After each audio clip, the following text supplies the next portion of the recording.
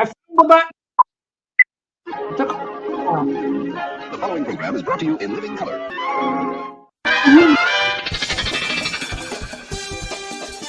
Yay! Come on. It's Sunday afternoon, so it's time for Doc's Chat Party.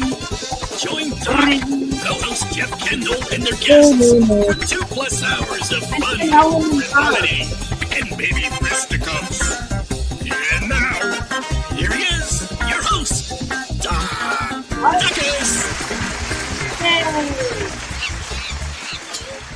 We're nasty, Doc. Boom. Ah. Kaboom. I hit the right button. I think I'm on. Yes, hello. It's Sunday afternoon, so it must be time for Doc's Chat Party. Even though some people would try to avoid it, but hey, it's May the 4th. So you know what that means. May the 4th be with you. May the 4th be with you. Yeah, for all you Star Wars people, May the 4th be with you. Yes, yeah. Go and eat some Wookiees or something. And you know what else it is today? Sunday. It is. More than that even. Cinco de Mayo. Oh, okay. Go and have a burrito or something. Yay, all right. Tomorrow. Yeah. I mean tomorrow. Yeah, that's tomorrow. This is Cinco de Mayo Eve. Today is not Cinco de Mayo. It's okay. Wait till tomorrow, okay? Tomorrow is. And you know what else it is today? You won't get it anyway. It's my brother's birthday. Hey, so I was going to brother guess is watching today. Let's also say a happy birthday, Rick. Okay, 1, 2, 3. Happy birthday, Rick. Oh, good job. So his name is Rick Dacus, is it? Yes. Okay. Rick So Dacus. happy birthday, Rick. Yes. Rick Dacus. Yeah, and have a burrito tomorrow. Yeah. Yeah. Hi. Oh, Jeff Kendall's here too. Yay! Yay! floating ahead. Yeah. Oh, Some hello. guy named Hello, Gert. Yeah, and look, Tim Allen is here too. Hi, Jeff. Hello. Hi. Yes, and there might even be some people out in the gallery. You know, like Richard James. He's here for Zoom is a different day. That's Thursday. Okay. That's Yeah, Thursday. that's the show. Yeah. Yeah. Some of our regulars. Yeah. There's all all They are. Close If it gets any more rain, we're getting more rain. They're going to close it down, and this week we're getting some more rain. So, But a lake's supposed to have water in it. What kind of? I know, but you're supposed to be able to drive up there to the. You're not supposed to way up to the. You see, I can say if it rains anymore, I can just take my fishing rod, go outside in the front, down the street, try to get a fish. Yeah. Ooh. Well, at least you wouldn't have to go far. I was going to say. Yeah. I know. Yeah. Oh, and James Farley is here too. Yay! Building your ark. Mhm. That's true. What? I had to do my community system. Sounds like punishment. Ugh. Yikes. Like I say, we started. We're 4. We've got 2 more spots. So. Yes. If you know, you come on up. People are just clamoring to join this, but I didn't know that corporal punishment included watching Doc's Chat Party. So that's kind of scary. Yeah. So anyway, to all you people who did, I bid you welcome. You what? You can. Okay, I'm sorry I cut you off. No, that's okay. Well, now you have a chance to say whatever it was. I just said that explains the viewership. Oh, actually, yes, that's true. That is true. Yeah, we have 9 wonderful people watching right now. Yes. So they must be in the penal system. Yeah, they are. Don't take it like that. No, it's not that. No, it's not that. So anyway, welcome anyway. And hope we entertain you with big laughs and good conversation. Who knows what else? And it's my brother's birthday, so there you go. Yay. So I hope he's watching And too, because it's- I told him so. Yeah. It's the anniversary of my father's passing, so it's not a great happy day for me. Oh, well, sorry to hear about that. That's okay. Okay. So, what? Shut up already. What?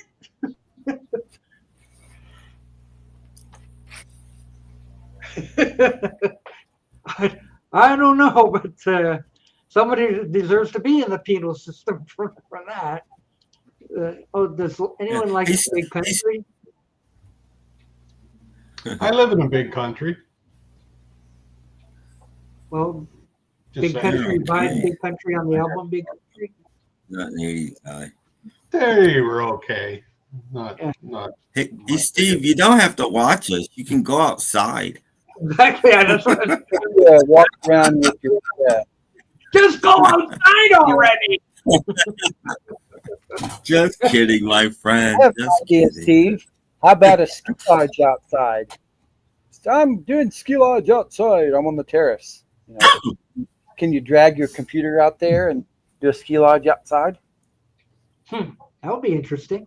It'd be an interesting On idea. the beach. Ski lodge on the beach. Mm-hmm. Yeah, beach lodge. Or surf lodge. Yeah, surf lodge. Surf lodge. Mhm. Yeah. Yeah. So like you could play all the Beach Boys and Yeah, all the classic ones. Yeah. yeah, that's an idea. Yeah. Idea. Get you a long cord and Yeah. You see this long cord down. go all the way down there.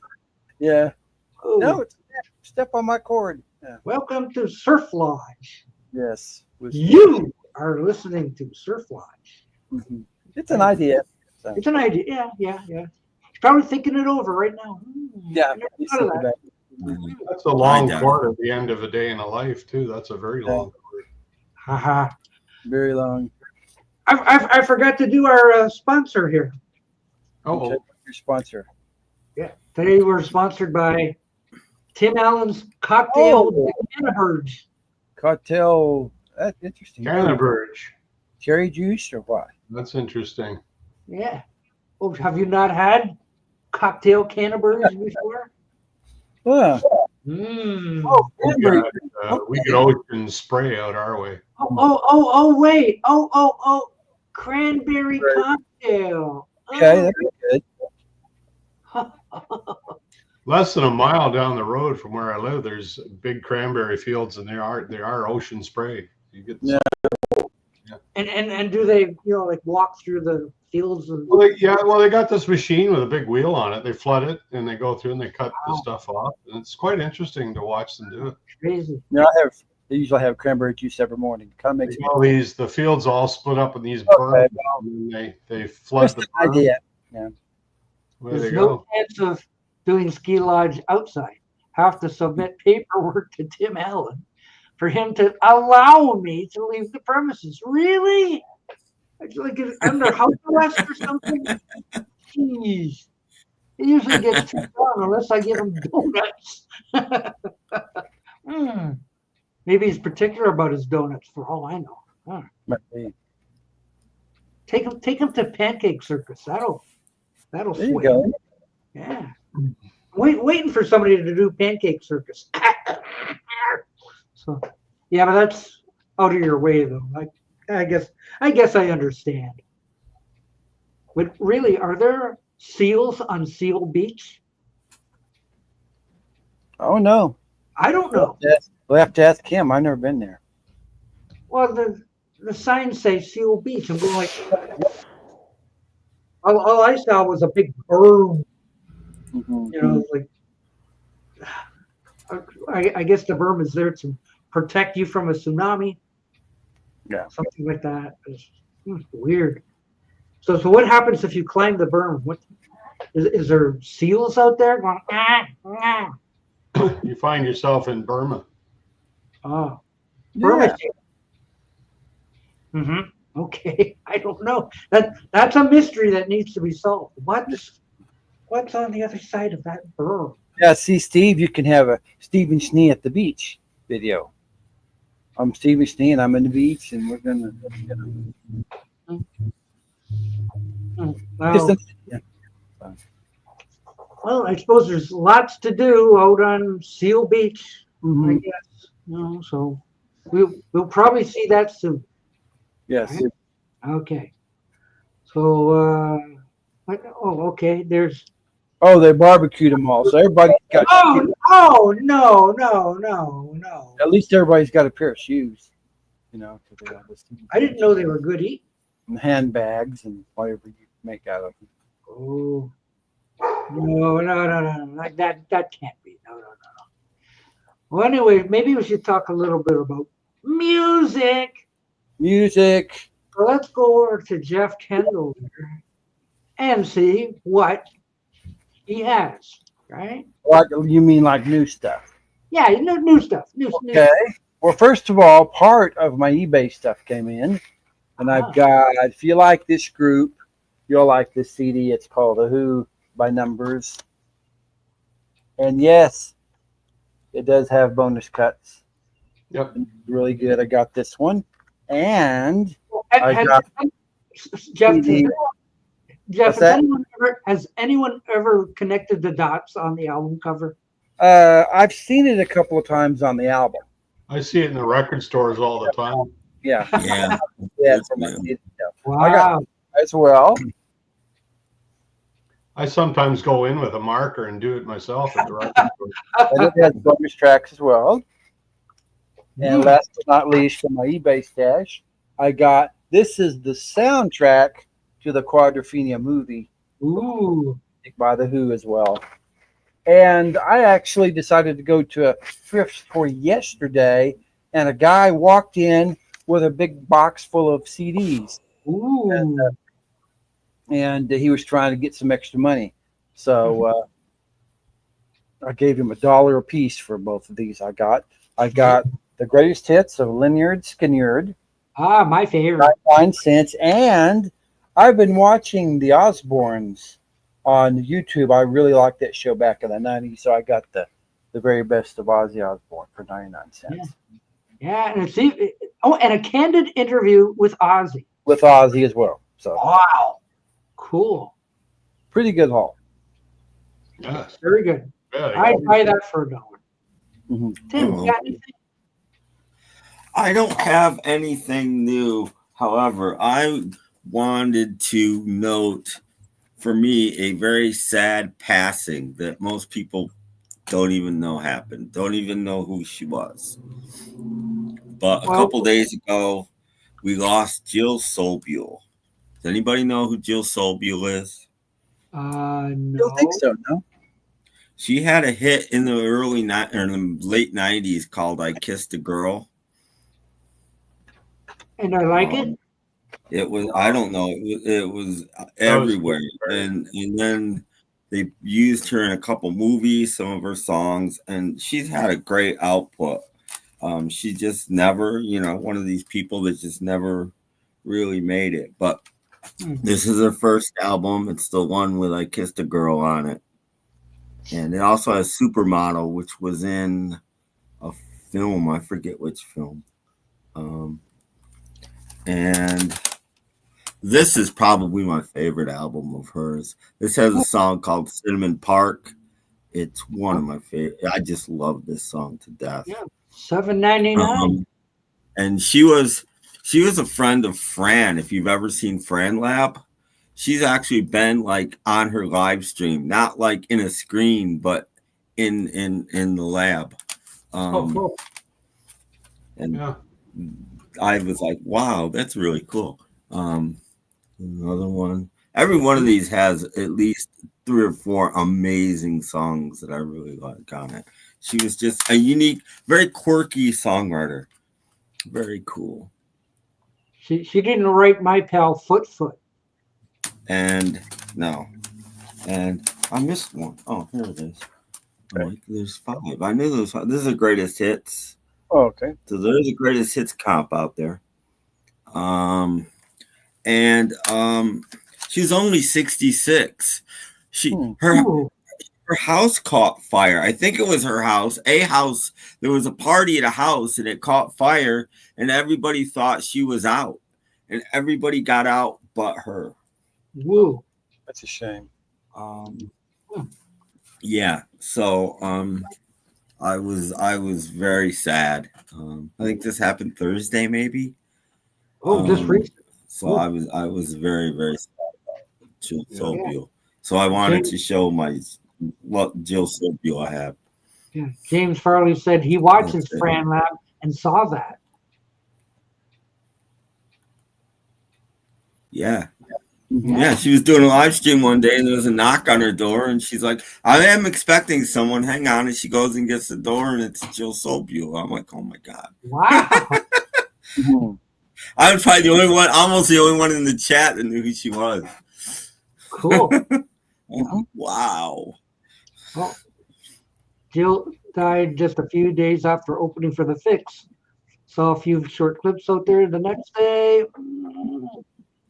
Oh yeah, that's very. I love Jill Sobule. I just thought she was great. And also, there's a various artists album called "Where Music Meets Film," and she does an acoustic version of "I Kissed a Girl" on it, and I like it better than the actual version. The song is just so great. But anyway, that's enough. You can move on. But R.I.P. Jill. We'll move on to this guy because I hear he has a major announcement here. Yeah, well, it's a grill. But before we get to that, we've talked about the Kinks here and there, and it was quite a while ago we were talking about Return to Waterloo. Ooh. So I actually found this in my record store yesterday. What? Ooh. I haven't heard it, so I thought, well, it wasn't that expensive, like $8. So I figured, I'll grab that. Return it's to basically Waterloo. A Kinks album. Well, kind of, yeah. Mini album. I mean, most of the songs on it are off Kinks albums. There's not that much new on it. Yeah, there's what do we got? About 9. Well, not counting the intro, there's 8 tracks on it, so it's a short album. But well, one to have in the collection, right? So yeah. And it was a grill. It's got a little bullet hole in it there, but oh my God, it looks pretty good. It looks like it's in pretty good shape. It's got battle damage on it. The next one I bought for Doc's benefit here. Oh, yeah. Really now? I remember the movie. A buddy of mine, another high school buddy of mine had the album, and I never did get around to buying the album. This is one with "Knocking on Heaven's Door" on it, which is a great song. So it was another fairly cheap one. I'll grab that. It's an original. I think it's an original label. It's Columbia, anyway. I've heard of them. So I thought, well, I'll grab that because it was there, and I liked Knocking on Heaven's Door, and the movie was pretty good too. You remember it starred Chris Christopherson as Billy the Kid, who was like miles too old to be playing Billy the Kid, but hey, that's okay. Mm-hmm. Just look the other way. Bob Dylan was in the movie too. If you ever seen the movie, you might remember Bob Dylan being in it. Oh yeah, I saw his feet hanging out a car door window. No, this is a Western. There weren't any cars. It was a stagecoach. And then I picked up a copy of this, which I didn't have. This is kind of a hard variation to get because it's got, I don't know if you'll be able to see here. It's on the Capital Purple label, but it's one of the ones with the Target label up here. Not the Target, I mean the Capital logo up here. And these were only pressed for less than a year with that particular label variant. So they're a little bit hard to find, but it's in mint condition. The thing is just beautiful. Very pretty. I played it yesterday. Sounds great. The cover has a wee bit of ring wear there. You can see. Well, that can be fixed with a magic marker. Yeah, well, I'm not even going to worry about a little bit on the bottom there too. But yeah. So it was another one to add to my my Beatles variation collection. Getting harder to find ones that I don't have. I got so many of them now. That's such a trouble. Well, yeah, but then it's kind of a thrill when you find one that you don't have, you know. Ollie wants to know if does Dylan have any lines in that movie? Yeah, he does. Just a few. I remember he's in a general store and he's reading soup can labels or something. It's a weird scene. But he does have a small speaking part in the movie. Yeah. I almost misread that as does Dylan? Does Dylan? Yeah, does he do any lines in that movie? Well, I don't know what he was doing off camera, but that's something for Rick 9G to tell us. So the last one I'm going to show you here is I was so excited. I chatted Doc yesterday and told him I found the Grail of Grails. Oh, now, we haven't done the Grail yet. Oh, yeah, the Grail of Grail. So it depends on where you come from, whether you would consider this a Grail. Certainly in Canada, this is going to be considered a Grail. Probably U.S. as well. But you might have heard of this album. Oh, yeah. Okay. But what makes this Grailish is it is a first UK pressing mono. Ooh. So this is ground zero, folks. This is where it all started with this. Wow. This first edition, first pressing. It looks like it's in wonderful condition. Right for 19. It is. It's in beautiful condition. I played it yesterday, and the vinyl is super clean. Woohoo. She's got the original label. I can see myself. I double checked online, and this is definitely a first press based on all the information I could see. Did you pay big money for that? Oh, a wee bit. But I've never seen one in the wild and probably never will. But I'll tell you, I paid a lot less than they usually go for. Ooh. So you did get a bargoon on top of it. Well, relatively speaking, it came with the cardboard cutout, the original. Oh, it looks pristine. Wow. So that's the thing I liked about it. It was complete. So it got that, and it gave you the original sleeve. Ooh, I've never seen that before. Okay. Well, you can tell it's original because it looks old, right? And when they reissued the album for the 50th anniversary, they included this, but it was a reissue. You can see right on that screen there. Made a little blurry, but it does say made in Great Britain. Neat. So it's a complete thing. So I'm for what I see in Canada, I'm calling this. Oh, I didn't show you the gatefold. Well, anyway. Who are they again? Yeah, that's Sgt. Pepper's Lonely Hearts Club Band. But it's laminated. The British did the lamination, very and nice. it's the cover's not perfect, but a little bit of wear on the edges here.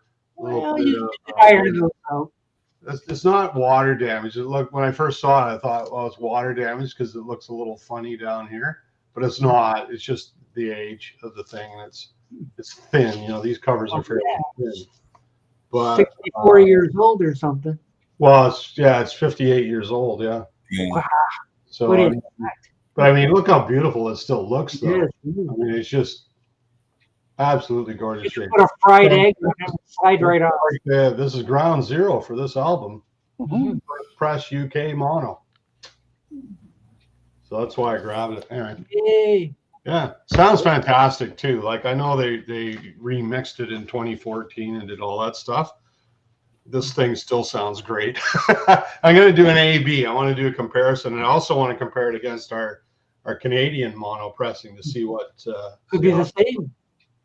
Well, I don't think in Canada we use the original UK masters, but I can't see it being a lot different.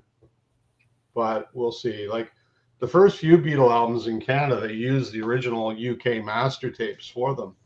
But then after that, Capitol started mastering their own in Canada, and then some of the masters for other editions were they used US masters as well. But most of the Canadian pressings moving maybe from I would say probably from Beatles 65 forward, the Capitol Canada did their own mastering. on those. So. Oh, very good. Congratulations. I'd frame it. Yes. Yeah, well. Hi, it's me again. I got something new too. Oh boy. Yeah, this time it's right side up. It's not backwards. Okay. Yeah, it's not backwards. Yeah, chill. Watch the video and you'll find out. Yeah, it's solid gold. Yes. Ooh, okay. Ooh, Yes. yeah. And he's still holding it Gee. upside down. Yeah, I know. 229. Yeah. Mhm. And my local Goodwill. There you go. Ooh. Good. Man, God, so long. See, and I never did that. See, that's right side up too. How about that? But I had to replace the inside Mm-hmm. because I thought, well, I'll listen to it this morning. I couldn't get the damn thing out. Says, what kind of a stupid packaging is this? I'm sitting there like with a screwdriver, sitting there prying on it. And I finally got it out, but then I thought, well, if I put it back in, I'll never get it out again. So I had an extra clear, whatever you call this piece here, and I switched it out. Now, ka-ching! Goes So, right out. Boom. yeah. Right in. Okay. So I fixed that. That's good. Good. So like, oh, and there was a little story afterward that when I was checking out with this, and I put it on the counter, to check out with it, she goes, "Oh, Chilliwack. Oh, my husband used to be their sound man." Ah. Unbelievable. So Mhm. she might Interesting. have been lying, but I don't know. I thought it was. One of the best record stores within reach of where I live is in Chilliwack, BC. It's about an hour's drive. It's called Chilliwack's Records. Not run by. WAX at the end, but yeah. So Chilliwack's actually a town in BC. And yeah, and those guys I think still do the odd stuff from time to time. They're still together on and off. No, Bill Henderson was the driving force behind Chilliwack. Well, anyway, yes, I actually bought something this week. Yay! Good. There you go. Yay! Oh my gosh! Look. Morgan, Morgan's hey. here. Good evening. Yeah. Would you like to show some stuff too? Yeah, I have been to Record Fair. Okay. that's You're Oh, you said you were going to that, yeah. Yeah. Well, let's have a look. But Were you the have to wait prices until- fair at the record fair? But you have to wait until my video is finished. No, I just. Oh no! Hello, Wally. And I also been to a garden flea market today. Ooh. So I have a lot of stuff that I have found. Well, this is what celebrities do. Pardon? This is what celebrities do. Yeah. Yeah. For those of you who doesn't know, yesterday at the record fair, I got recognized from YouTube. Whoa. Oh, you're famous. Yeah. There was a guy who said, "Hey, hi James." No there was a autographs. No. There was a guy who said, "Hey, I've seen your video. He's seen my Mike Peters tribute. He's seen my travelogues, and he's seen my blog." And I was, do I have viewers? Fantastic. It's only the second time actually since I started that. Second time. Yeah. It's kind of fun when that happens. Yeah. You feel like a celebrity. But I found some stuff. I think it was a record fair that was bigger than ever because they have ordered a new room for more sellers, and they. But I had this trouble to get started actually to find great stuff. But of course I did find great stuff, but it took such a sweet time. How great is it? Ooh. Starting with a soul singer that I actually watched saw the first time when I was watching an old episode of Soul Train with Don Cornelius, and I got fascinated from the start by her. Her name is Zulima, and Fantastic singer. Not that easy to find though albums with, but this is from 1973. Zulema. Zulema. This is Zulema. Isn't that a face cream? I know. Your guess is good as mine. I like the back cover. Ah. This is George Benson. Ah, there he is. Yeah. And this is an album with songs that was released back in the 60s when he had his first own band as a leader. Yeah, look how young he is. Holy cow. Yeah, really? Yeah. It's just out of high school. But this is, I think this picture is more modern because the album release is on 77, even though the songs are older. Ooh. Yeah. But it contains Hammond organ by Lonnie Smith. Ah. So this is going to be very, very. This is Nice. listen to the picks of it. Sounds very, very interesting. He's a great guitar player, that guy. Definitely. He's got a nice singing voice too. Fantastic singing voice. I have a lot of albums with him from his soul days in the 80s. Yeah. This is a trumpet player that I like, but I haven't found that much album with him. But when I do, it's really great. Howard McGee, along with Milt Jackson from the Modern Jazz Quartet. These are tracks from the 40s. So this is classic bebop jazz. Nice. And we do have Duke Ellington. Ah. Such sweet thunder. And in this, he actually has composed music for various William Shakespeare plays, like Othello and so on. Oh, really? It's very, very interesting. It's the song. Yeah. And some funky soul with Mother's Finest. Funkadelic. Ah. Funk rock almost. I have an album and a live album with them since before, and they are. Hey, there's a white guy in there. Oh no!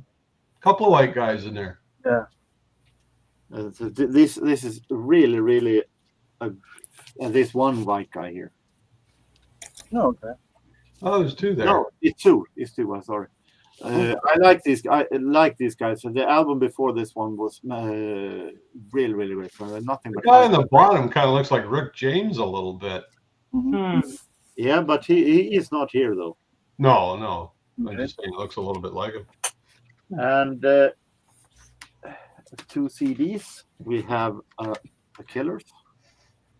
Oh my God! No, okay. That's what I call my cats.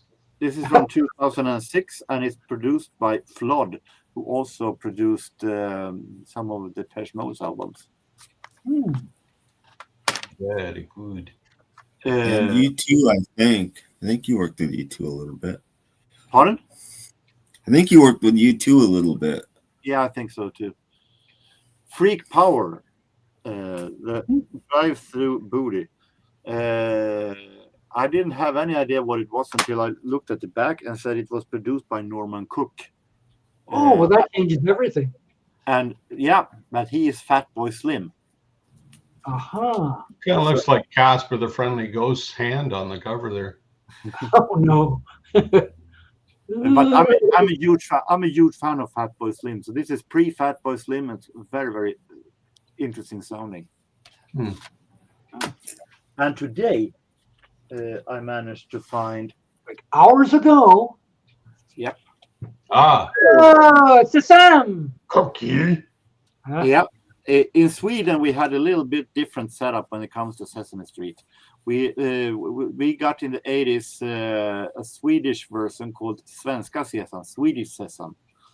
And there were, of course, Cookie Monster. There were Bert and Ernie and Kermit the Frog and Groover and so on.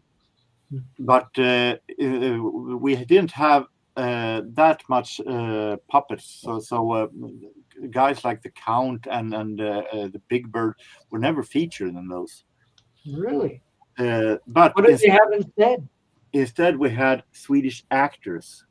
Oh. That were doing some comedy sketches about them trying to run a theater and the crazy stuff. But as a child, I loved this. I tried to act Swedish Sesame as much as I could. So I had this album as a child. I have it as a cassette. But now big I have memories. not the best, but still childhood nostalgia. Instead of Bert and Ernie, they had Sven and Olaf. No, they call That's Bert and Bernie. Yes. Brian Adams. Unplugged. Okay. Oh, Unplugged, yeah.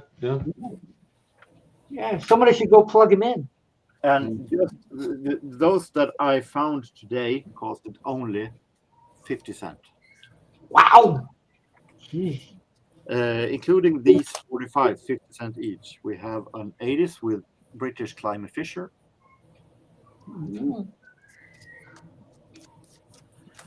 We have 3 Degrees. Ooh. But That's silly. A very, very late 3 Degrees from 1985 and produced by British disco legend Stock Aitken Waterman. Wow. 3 Degrees is from Tuck to Yuck Tuck.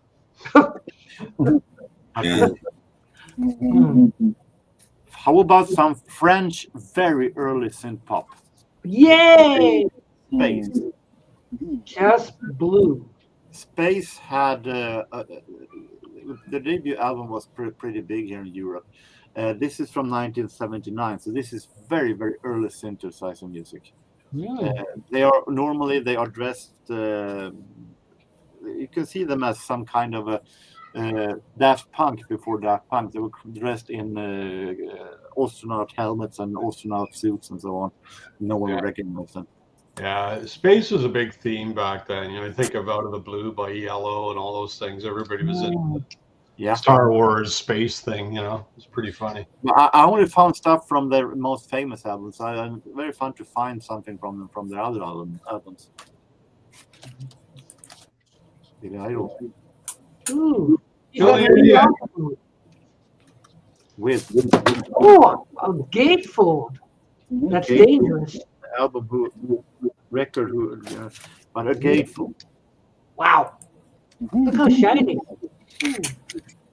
And a little bigger than normal. Yeah. Lower size. That's what she said. This is an artist that I normally don't like. I have this 45, but without a picture sleeve. But for 50 cents, I could buy something with a picture sleeve. Yeah, I like anybody for 50 cents. And I also have the album with this on, but I have the album only for this song. And now I can color away that album. Now I have the 45. We're talking about Leo Sayers more than I can say. Oh, Leo Sayer. Oh, what's wrong with Leo Sayer? Come on. I think his songs I'm not saying it's wrong, but it's boring. It just doesn't. Except kind of 80s schlock, you know. This song is actually. He's annoying. He was also the guy. He was actually part of a British version of Celebrity Big Brother. Oh, really? And he walked out because he was. Yeah. Ooh. He actually. Gosh. See, I'll have to go see if I got him in my collection. He actually walked out of the Celebrity Big Brothers because he was angry because he couldn't get any clean underwear inside. There you go. And finally, a Swedish single that I was very happy to find. This is a guy named Jakob Hellman. Yikes. I know he looks a little bit like Marshall Crenshaw, but look at that hair. He looks like Wolverine. Yeah, it's like Buddy Holly. The interesting story about this guy, this is a song called Tåg. The interesting thing about this guy is that this is from 1989 album, and that album was the only album that he released. It became a huge hit, huge success. Everybody loved it. But after that album, he quit the music business all of a sudden, and didn't release any album until 2020. But this was the debut single, so I think that this is worth a little bit more than 50 cents. So Ooh. Yeah. I'll bet it's worth 55 cents. maybe. No, I have never been in a band. I can't. I can't play any instrument. It moved on me. I can't even play. I can't play any instrument. So I'm happy that I can play on my lip. Well, that's like in Canada, we got a guy named Indio. He's the one that did Big Hard Sun, the original version. He did one album, fantastic album, and that's all he ever did. He quit. He just quit the business at that point. It's an amazing album. Like that was, again, I think that was 89. That's about the same time. And the interesting thing about him was that he got invited to one of those TV series that we have where they put celebrities together and they can talk and sing each other's songs and so on. And someone did covers for him, and that's when he realized that, okay, I do something new, and that was just 5 years ago. So it's been the longest uphold of a record in Sweden. I have to catch up a little bit. James Farley says, the things that Bob Dylan did and Pat Garrett and Billy the Kid, you never noticed. Yes. The new Rick 9G, I guess. Look, Robert P. might have been here. Hey, he was just in time to see the Grail. What's this now? So this is that Indio album. I don't know how big a hit it was in the States. Pearl Jam covered it, called Big Hard Sun, but this is the original. It's a fantastic album. It really is good. And it's the only thing he ever did. He never released anything else after that. Wow. And I've got a single here where he's got sort of an acoustic version of Hard Sun on there as well. So pick that up. But yeah, really super solid, great music, very, very unique sound. But that's all he ever did. And it's kind of a shame because the guy obviously has talent. But it's from I think he's from like the Hamilton area, Toronto, Hamilton area, somewhere like that in Ontario. Anyway. Yeah. He quit the music business and became. He just quit. And they tried to get him back to do another album because this was it was very successful. Like they sold a lot of copies of this. And Big Hard Sun, you hear on the radio all the time, even today. And this is all he ever did. Yeah. Anyway. Interesting stuff. I actually was, my wife used to get DVD-Rs from England, so we would watch Celebrity Big Brother. So I did see the Leo Sayer bit where he left, and also another person who got out was director Ken Russell. He just walked out the door as well. Yes, I've had enough of this. So I remember my wife used to get the DVD-Rs of that show. Well, you know how it is when you become a celebrity, you're pointed at and you're made fun of, and they needed to get Steve Miller on there to sort them out, straighten them out a little bit. And Jorgen should know about being a celebrity because now it's fair game for anyone to take his image and do silly things. But I thought this one was actually really great. I thought it was a really great Beatles song this time, now and then.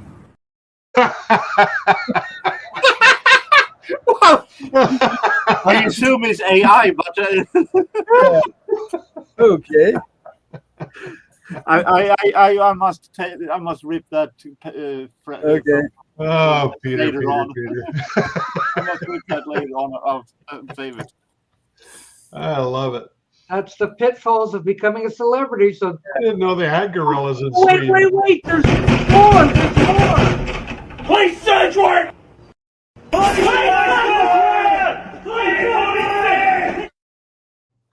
never noticed I had that bookcase in the other. I can't see it. What have you been doing, Jorgen? You don't want to know. If I tell you, I will be shut down from YouTube forever. Violating copyright laws. I know. Is somebody in your video doing something they were not allowed to do, or Hey, at least your stereo didn't blow up. You know, you're still ahead of the game. Well, I did something very terrible. I showed my face. I love the gorilla. That's hilarious. Yeah, but You think of it in Sweden, the gorilla would have been at least blonde, but you know, well, you take what you get, I guess. That's true. I got newsflash. Gorillas looks the same everywhere. That doesn't mean where they come from. Yeah. What was that about a stereo blowing up? 1978. Mm-hmm. Wow. Still works great.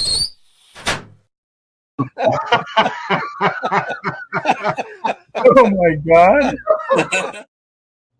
It's amazing what AI can do to you. Yeah. Oh, what's this? I have a guest coming for dinner, Okay. but we'll be working in the background. Oh, We can entertain them too. Say hey. Say hello to Beetle Brad for us. Yeah.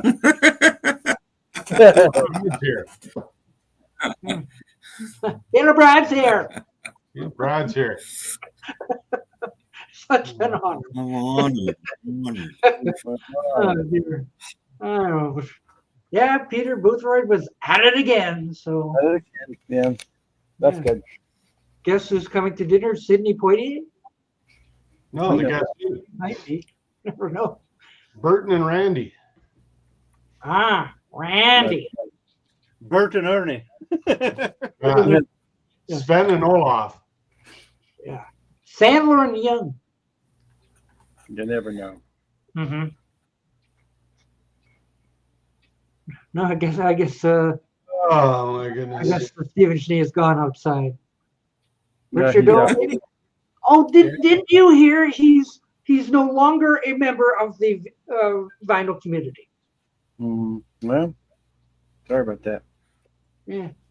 What? Ruth Buzzy is dead? No. Yeah. Yeah. No, it's been a rough week. Not surprising. God, she's got to be up there.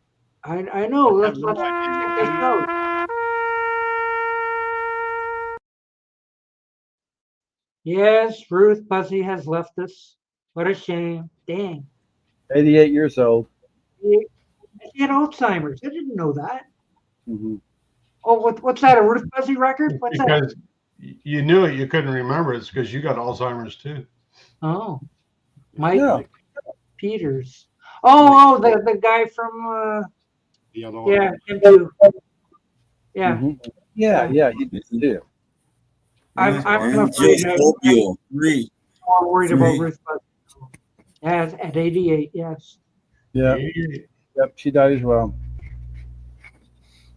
Gil Sobel? Yeah. Well, it is surprising because you didn't expect it. So, like, oh, poor Ruth Buzzy. Oh. Gil Sobel was kind of a one-hit wonder here in Sweden. Well, she was kind of a one. Well, she is a two-hit wonder in America, but she's still playing. Steve Schnee said she played a show just a couple days before she died. She died in a house fire. Oh. Which is, really awful. Everybody got out of the house but her. They thought she got out, and she didn't. Okay. What was the song called again? That biggest hit? I Kissed a Girl. I can't. No, not that. She liked it. Oh, well, she had a song called Supermodel. That was her other hit in America. You mean you don't know by now? Of course. That's why 226 shows here. Must be. Yeah. I saw them, the Alarm, 3 times opening for other acts in the early 80s. You thought they were a local band until you saw them on MTV. Here in Sweden, the Bader was her biggest hit. No, I don't think she was 88. Ruth Buzzy was 88. Yeah. I don't know how. Jill, so she was only in her 60s, wasn't she, Tim? Yeah, she's 66, I think. Yeah. Only like 3 years older than me.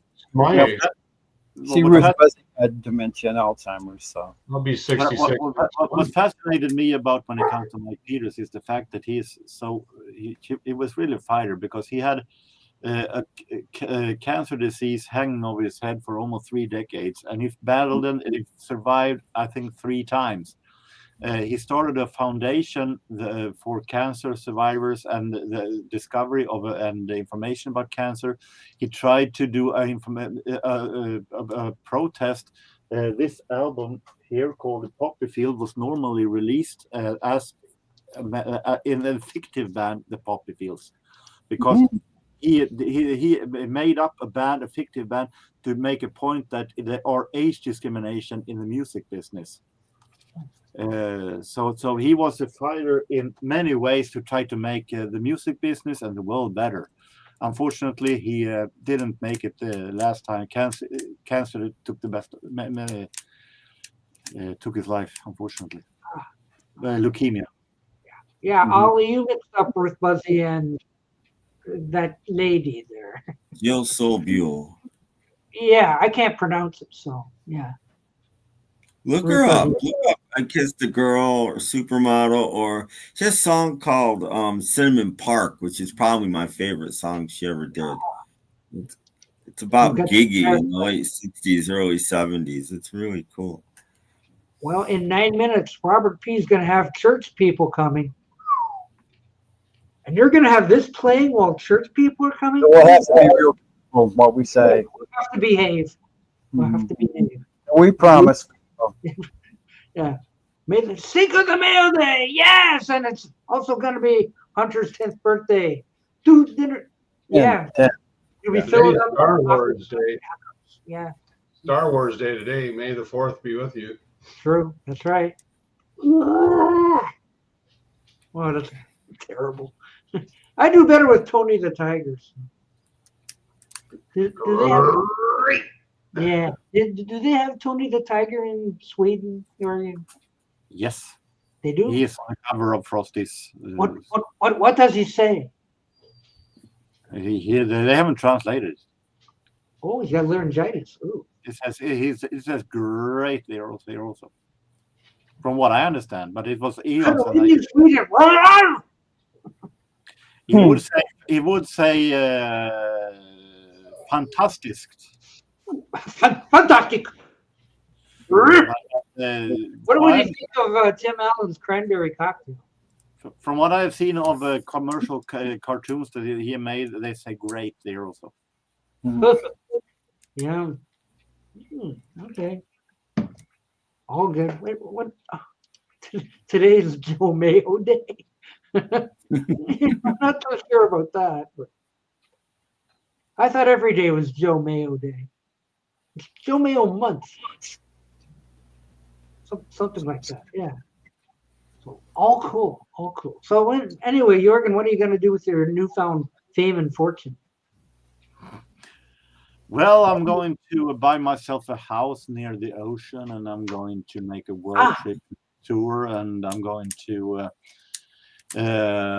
make maybe a little travel log from Malaysia, from France, from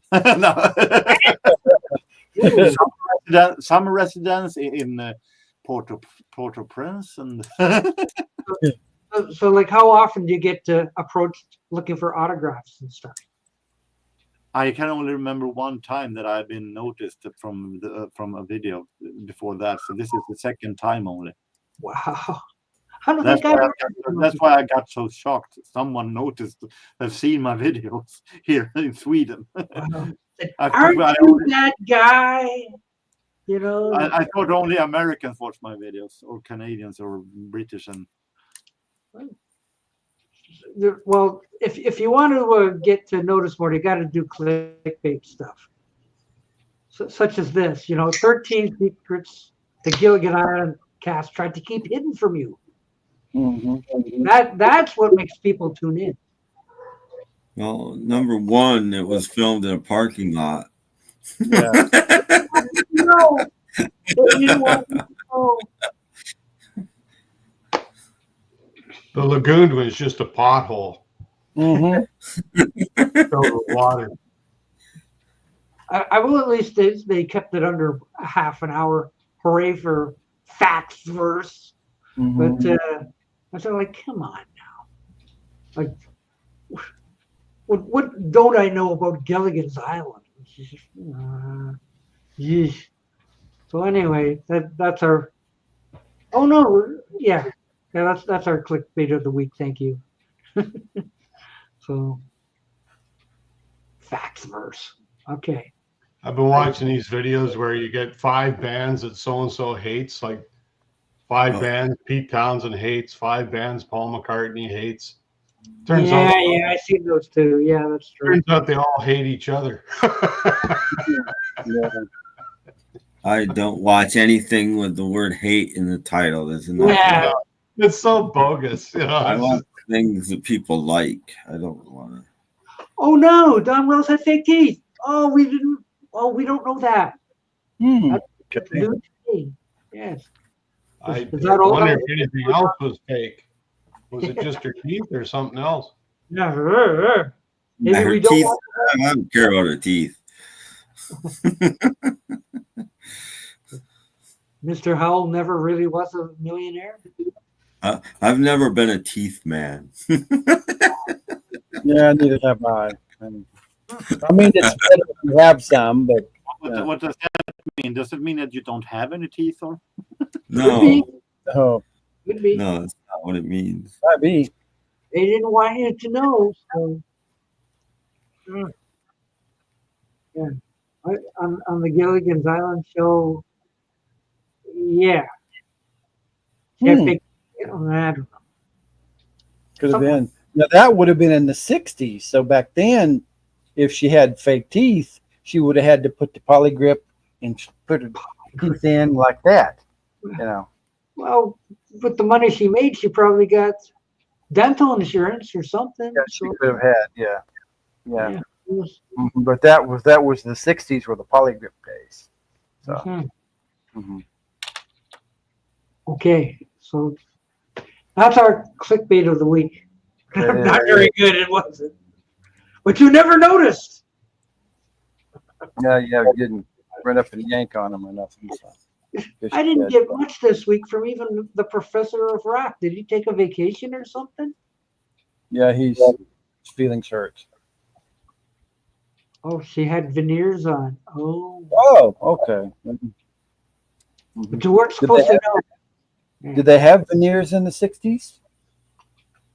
Because the Gilligan ended in 1967. You know. I'm sure they did. Like all those actors and actresses, they all have perfect teeth. Well, they weren't Yeah. born with those. They No. weren't born with those teeth. Nobody is. You know, like it's just. Did Dennis in Kansas know how to do that? So isn't she a small town farm girl from Kansas? Yeah. They couldn't afford veneers, but she had perfect teeth. Mhm. Okay. So anyway, I don't see any gorillas or SWAT teams in Jorgen's room, so I guess he's safe. Oh! Okay, so Jorgen has now been AI'd, Mhm. so he's part of the club now.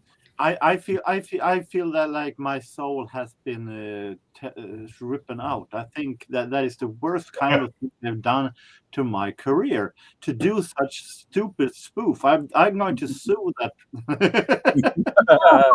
I think you should be amazed or Any kind of publicity is good publicity. Yeah. It was extremely funny. Yeah, so next time you recognize, aren't you the guy with gorillas in his room? But I thought this one was actually really great. I thought it was a really great Beatles song this time, now and then. I wonder where Larry got I that. like how I don't get scared. I'm just sitting.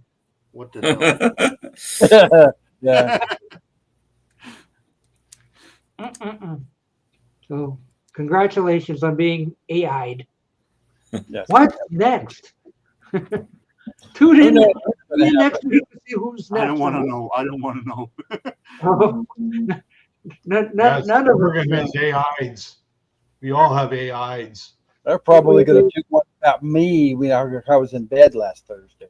You know, with my head back. Oh dear! Don't give them any. That could go anywhere. That one. Yeah, good idea. Yeah. Okay, what's this one?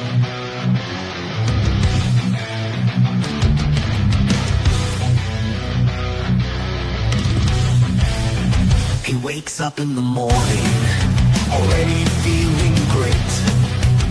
He goes into his kitchen and makes a bowl of frosted flakes. He's a man who loves cartoons, always searching for clues. His name is Doc. Yeah, baby. Everybody likes him. He's a great Canadian guy.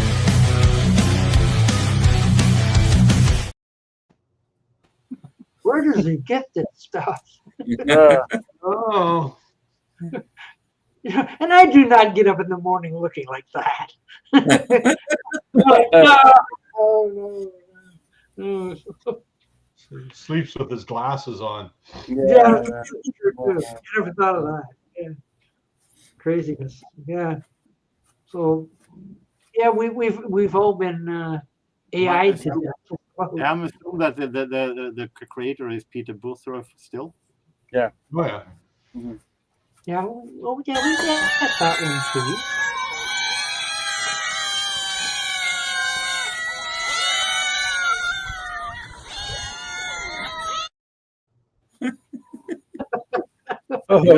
Are you living in a cat shelter? No, that's a regular thing. If he panned around, that's what you would see. Unbelievable. Oh yeah. You don't get this kind of entertainment on other channels. Come on, people. Jeez. Like, share, and subscribe. Look what they're doing on this channel. It's just utter madness. Yeah. Well, we haven't done this yet. Oh, that is true. Look at everybody reach. Oh, what? Kim. Wait a minute. I've got the wrong one. I think so. Oh no. Jeez. Tell you have to sing. Yeah, Tim Allen. I'm lagging. Lagging. He's lagging. Yes. Well, my internet's been bad all day. Just so you know. I'm going to show 3 of them there. 3. Look, the creator of this spoof actually failed. And that's a good one. Yeah. Where's Tim Jagger? No, we don't need to see that. I had I had put it in the where did I put it? You got rid of it, Doc. That's great. Oops. Oops. So Tim, I don't know if you found it yet, but that site I sent you, there's this guy who's done some Beatle remixes and stuff, solo and group stuff. And he's got like 12 different CDs. Just gonna try to find the name. I can't remember the name of the series. But I'm gonna check it out because it looks pretty good. What the heck is going on there? I'll get the name for you here in a second. Just go to the page. Jeez. Seriously. Give me a headache.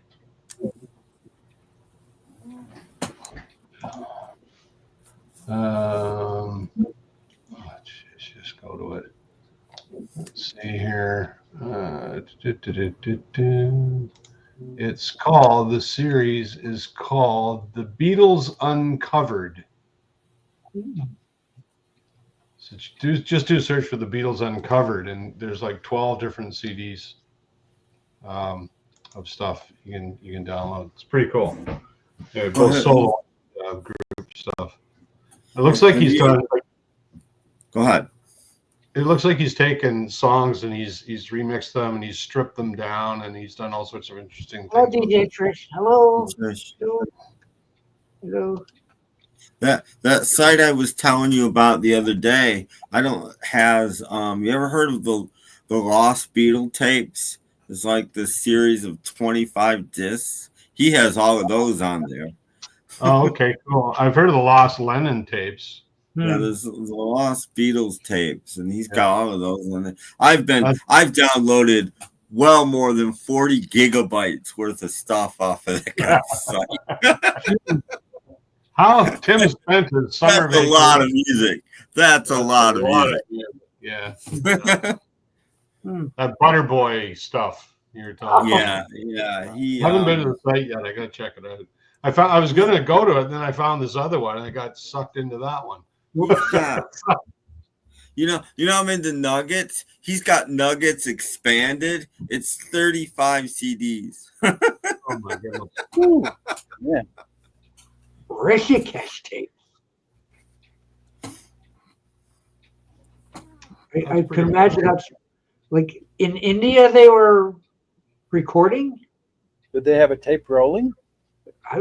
There's a little bit from India. There's not much though, as far as I know.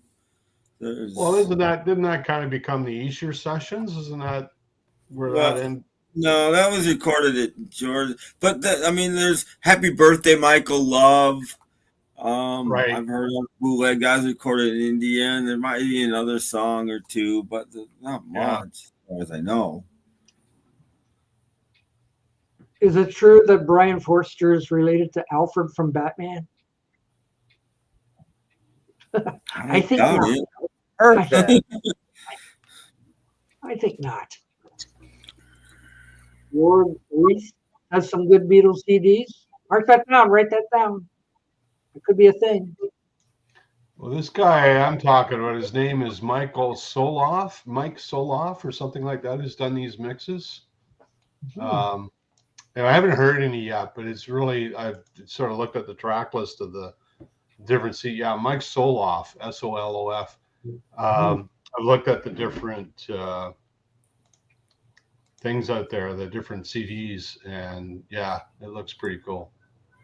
So anyway, yeah, gonna check some out anyway. Yeah, you know what else looks pretty cool? Watch it.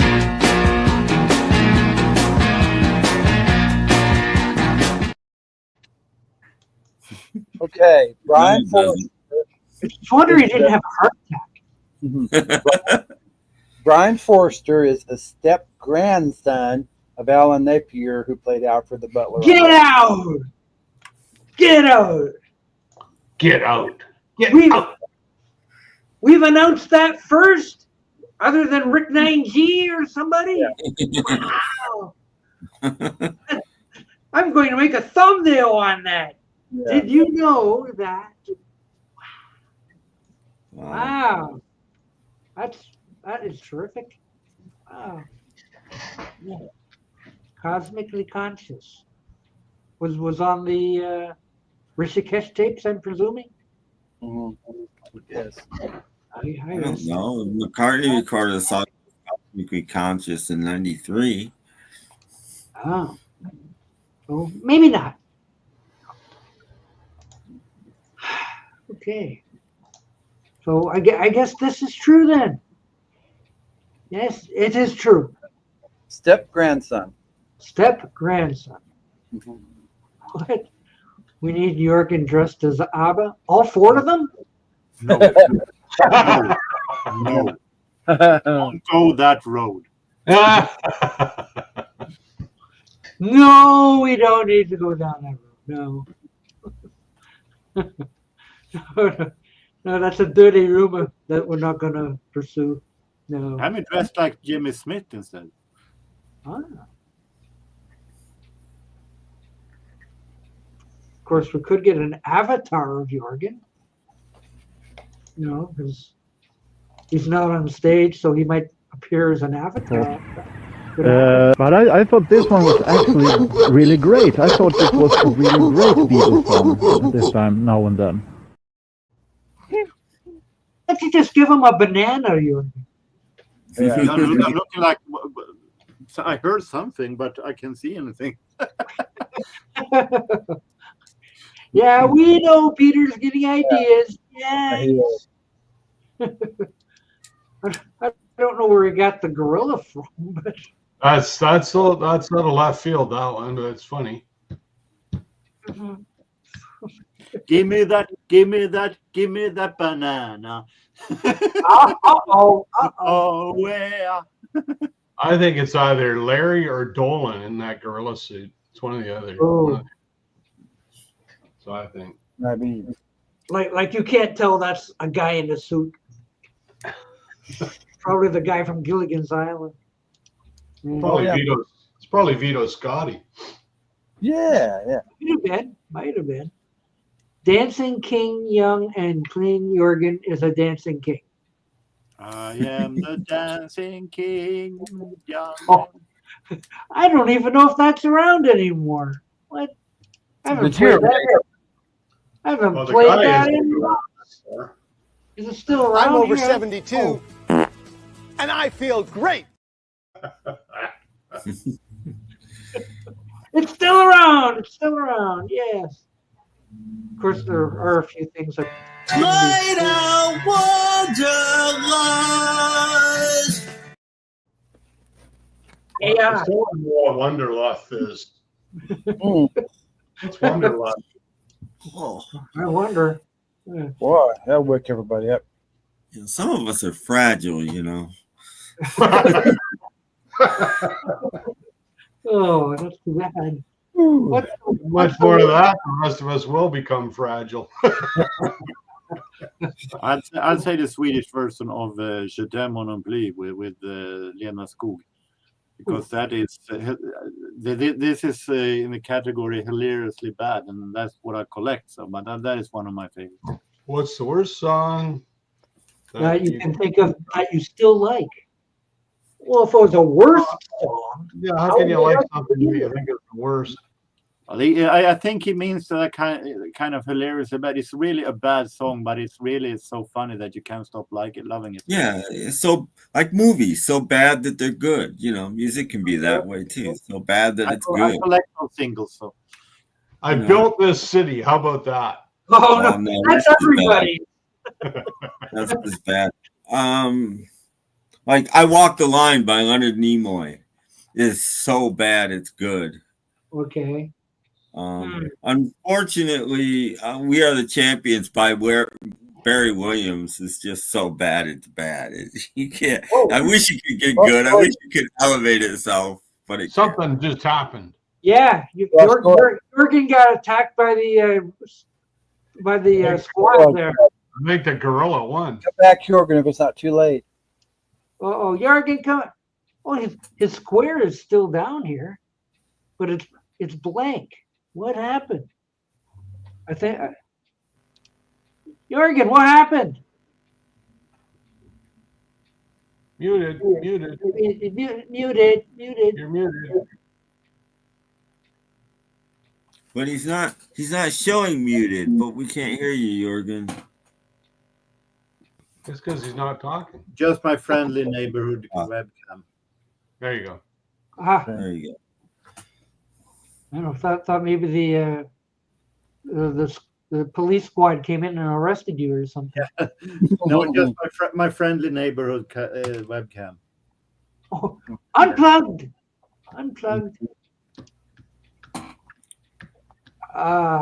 We need to get a clip of Beetle Babe singing. Would that be? No, we don't. I think we're more going to get Beetle Brad singing. That could be. I've never heard Beetle Brad sing, so that could be a world premiere thingy. So Peter Boothroyd, if you're listening, I don't know. We'll see what happens during the week. All kinds of ideas out there. Oh yeah. And I want him to sing "I Am the Bulldog." Yeah. It would be an absolute honor to hear Beetle Brad sing. Beetle Brad sing. Yes, it would be an honor. Yeah. So stay tuned. You may hear this in some alternate universe or something. Oh well. Okay. Well, what haven't we done yet? Oh, album of the week. Okay. The Weekend. Yeah. It's The Untimely Death of Mr. Johnson by Bill Blunt. Oh, okay. He did it at a cemetery. Why didn't that sell? That sounds like it should have been a sure thing. Maybe because he totally lacked of charisma. He looked like it was and wanted to be anywhere but on that sleeve. Should have changed his name from Glunt. Like, His first album recorded posthumously. Direct from the Grave by Bill Blunt. Which instrument does he play? Does he like play the glockenspiel or something strange like that? Oh, trivia question, Tim. Oh, Tim, what was Alfred the Butler's last name? I don't know. I was just mentioned in a video I watched yesterday on. I remember that. I know who his I'm more of a Marvel guy, so I don't know. On the cast of Batman, how they all died. Yeah. But I don't think it was ever mentioned on the TV show. Yeah, no. See, I'm not a comic book guy. Batman is probably my favorite all-time TV show, but I'm not a comic book guy, and it was never mentioned on the show. I don't think it was ever mentioned on the show. But the answer is Pennyworth. Yeah. Oh, yeah. Pennyworth. Okay. Yeah. Correct. I remember that. Yeah, I don't know because I'm not a comic guy. Yeah, that would have only been in the comics, I think. Yeah. But I'm more of a Marvel comic guy. It's like, what was Aunt Harriet's last name? Yeah, no idea. No idea. Was she a Wayne or was she something else? Oh, what was Robin's last name even? Yeah, exactly. Robin. No, Grayson. Grayson, yeah, it was Grayson. Acrobat family or something, wasn't he? Yeah, are you trying to figure out about Aunt the Harriet? Grayson acrobats, but again, that was never mentioned in the show either. That he was part of that acrobat. No, origin stories were barely touched on. In No, there's no origins. He's just Batman. It was mentioned once or twice that my parents were killed by dastardly parents. Okay, that's enough. That was all that was said. We'll just go on from there. But Aunt Harriet was Dick Grayson's aunt, not Bruce Wayne. Even though he called her Aunt Harriet. So she wasn't related to Bruce at all then? No, not at all. So what's your last name, Mondello? Aunt Harriet Mondello? No. Got his name Larry? No, it's Cooper. Okay. There you go. That was mentioned in the show. That was now that you say it, that was mentioned in the show. Yeah. Mrs. Cooper, how nice to see you. Yes, that was mentioned in the show. Wasn't Mondello anymore. But Alfred was never revealed in the show. No. Origins were barely touched on, if at all. No, Yeah. no, like here's something that I don't know if it was ever mentioned in the comics, but I don't think it was ever mentioned in the show. What was Commissioner Gordon's first name or Chief O'Hara's first name?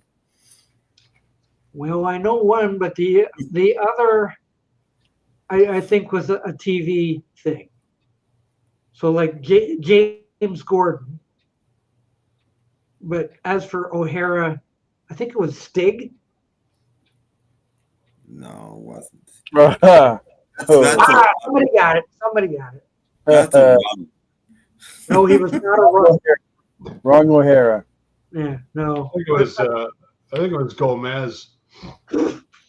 I think it was Nils. But yeah, Gordon's name was never mentioned in the show. I mean, except his daughter, who called him Daddy. But no, I don't think it was ever said in the show. No. But in the comics, it's James Gordon. But then Chief O'Hara was invented for the show. Okay. So he didn't come from the comic book. So his name was Chief. Yeah. Worst song, Disco Duck.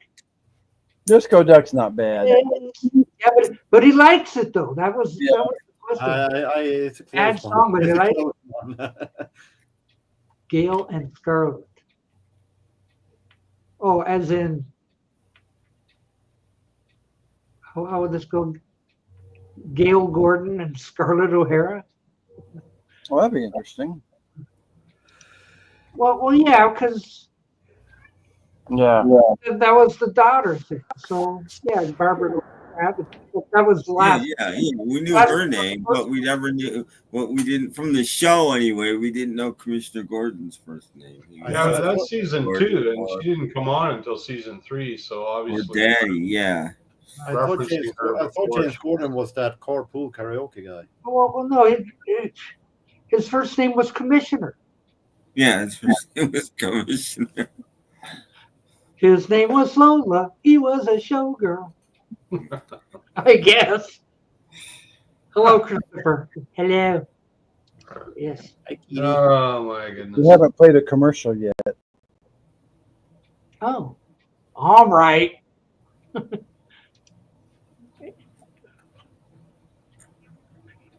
And now we'll be back after these messages. When happy days seem very far, you're greater than you think you are. You're something else at Shakey's, the greatest pizza for everyone. You're something else at Shakey's. At Shakey's, you got family fun for everyone. You're something else at Shakey's, the greatest pizza. They had good pizza. I never been to a Shakey's. That girl's a better bowler than Doc is. Yeah, I was gonna say you should get some bowling lessons from her, Doc. At least she's not hiding a bowling ball under her shirt. Yeah. Shakey's Pizza, was that for people with Parkinson's? No, I don't think so. It's just a guy played piano and sang. I don't know if you noticed, they could do that commercial way better with like special effects today. I don't know if you noticed, but every time it showed the ball, it started going crooked, and then they cut it, and then when it cut back, it was straight again, and that would go crooked, and then they cut it, and it's straight again.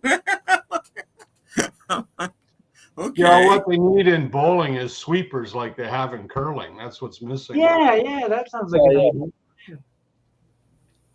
It'll be good. But somehow I remember Shakey's, but I've never been to one. And I don't think they're around anymore. I don't remember them at all. Shakey's Pizzas, that's new to me. Oh, it was an American thing. Yeah. You might have had them in Detroit. When you ran them Oh, it was advertised. I remember the name. Oh, okay. See, we didn't get Detroit advertising. At Shakey's, when we went to one in Oklahoma City, they even, and this is the first place, they even gave you a doggy bag if you had pizza left over. You could take it home. Yeah, kind of like Steak and Shake. There's no Steak and Shake in Canada that I know of. I think so. And oh, Tim Allen's never heard of Steak and Shake? No. Yeah, that's an American thing. We didn't. Yeah. Except I thought it had something to do with steaks. You go to Steak and Shake to get a steak. No kidding. Well, wait, they were kidding because I went to a Steak and Shake and they had hamburgers. And I went, no, I thought it was Steak and Shake. Well, they don't really have steak. It's a steak burger. Geez. Well, we have Pizza Huts too, but they're like one here, one there. Right. Yeah, I just have Pizza Hut. One Pizza Hut left, I think. Maybe two. I'm not sure. Yeah, and we got Domino's. The one I know we have is a new location. It's opened up since COVID, which is amazing to me. A new Pizza Hut? Really? Panago is the big one out our way. Panago Pizza. They're still around. I don't know if you have them in the East, but we got them here. But the Pizza Hut we have is not a restaurant. It's just a takeout place. It's not. You don't go in and eat. I always thought Pizza Hut was pretty good. Like it was of the chains. I always thought it was among the best, but I haven't had one. Once upon a time, it was. I think they've gone down, but better than yeah, I heard they've gone down a bit. So yeah, we got Five Guys too. We actually have a Pizza Hut here in Sundsvall where I live. Get out! Really? And I tried it out a couple of times, and I'm not saying that it's bad. It's okay, but it wasn't all that good. It's not as good as go to a regular pizza place and get a real home baked pizza. It's a lot better. You want a really good pizza, you go to Antonio's or something. Like you don't go to Little Caesars or. Well, here in Sundsvall, the best place, in my opinion, is called La Spezia. Oh. Who's that? It's near the port.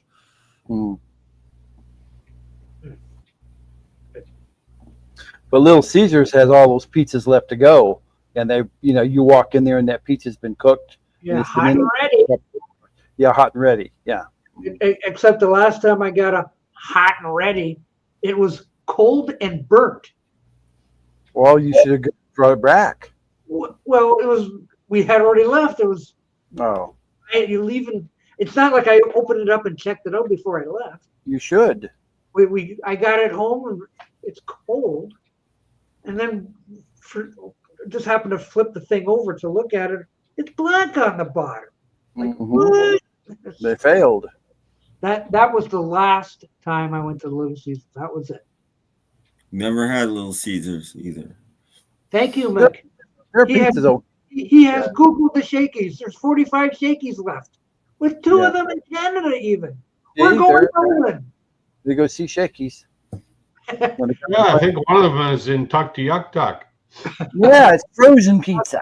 It's too far out of the yeah. So 45.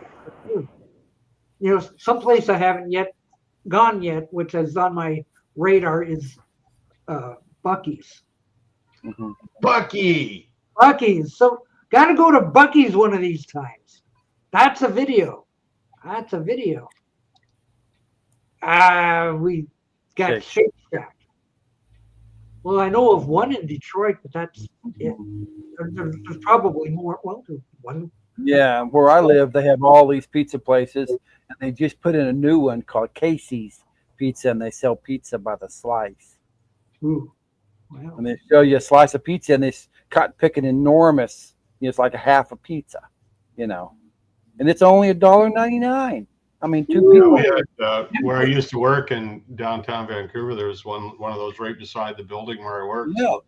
I used to go in and buy a couple of slices before class. Enormous piece of pizza. I mean, geez. This place is really good. It's run by some Russian guys, but they did a really good job. It was good pizza. It was cheap too. Like you could buy a couple of slices for like $5. Yeah. In a pop, like you could buy a pizza in a pop for like $5. It was like, that's a good price. That's a bargain. You buy them by the slice, right? You can buy it by the slice. Yeah. Yeah.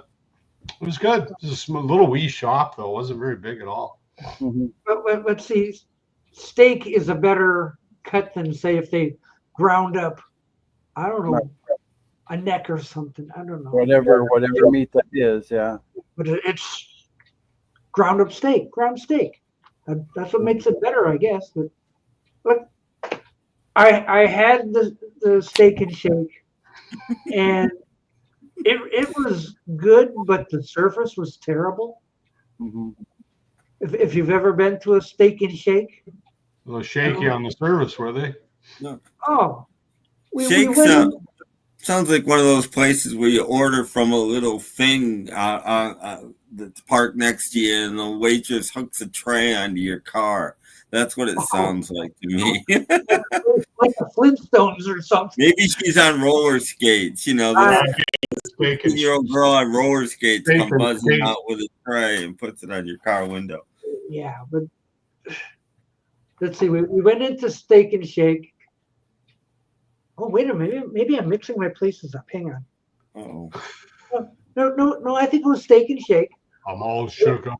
Went to the counter, and they didn't even have a menu board to look at.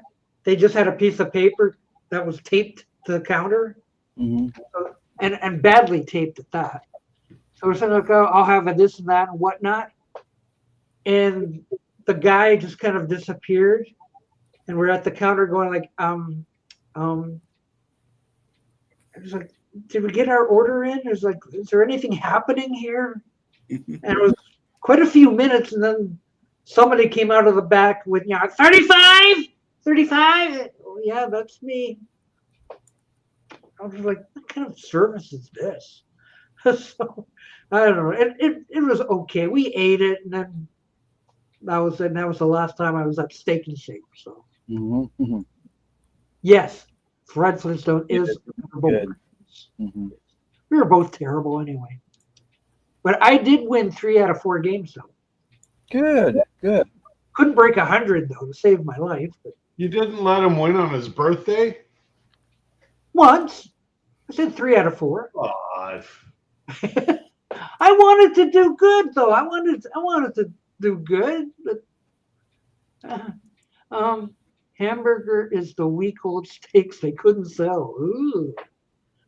Yikes. That don't sound good.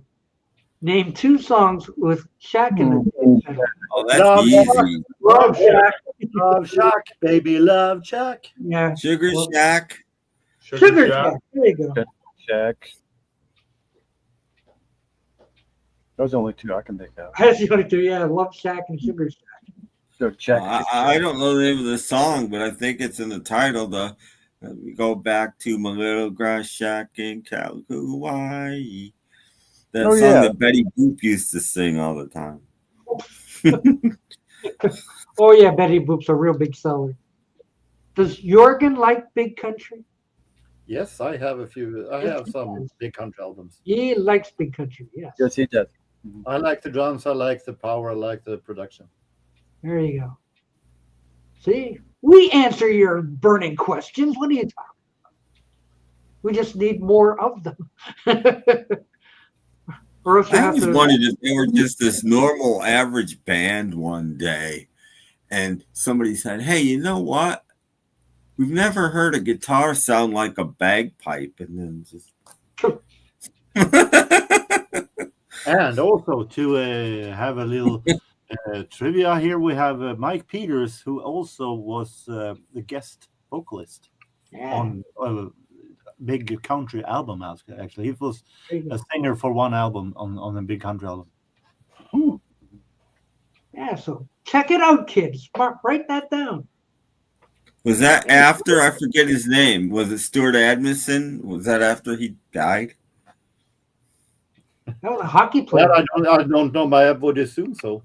I think it was pretty modern time. He was in the no, because he's been dead a long time. He died too. Boy, everybody's died. Even Ruth Buzzy. Oh, look. Now we have somebody famous. Get Gary Wilkerson. I hope this Sunday finds you all doing well. Sure we are. Yes. Look at this shirt. It reminds me of Same here, Gary. Yeah. And hello, Mama Wilkerson. That's the 20th. I don't think Mama Wilkerson watches this. Thank goodness. We're entertaining Robert P's church group. Hello. Hi, guys. Yeah, so we entertain the world. Even with celebrities like Jorgen, who gets recognized out on the street. Get out. No autograph now. Take that later. Take that later. Yeah, peace and love. No autographs. Yeah, this is true. You got trouble with gorilla. But I thought this one was actually really great. I thought it was a really great Beatles song this time, now and then. You need more furniture, though. Yeah. Time to go to IKEA and get some more. He had to get rid of some because Jeff's been sending him cats. Well, you know, now when I'm becoming a celebrity, I can afford some really luxury furniture. Don't forget to support us on Patreon. Yes. What? Buy us a steak and shake. Or a shake and shake. Are you on Patreon? No. Okay, I didn't think you were. No. I got nothing. Like just send cash. Yeah. You know, preferably 10 cents. Cats. Got no cash. Yeah, Doc wants cats. Everybody sent Doc here and wanted cats. No. No. Send them all to Jeff.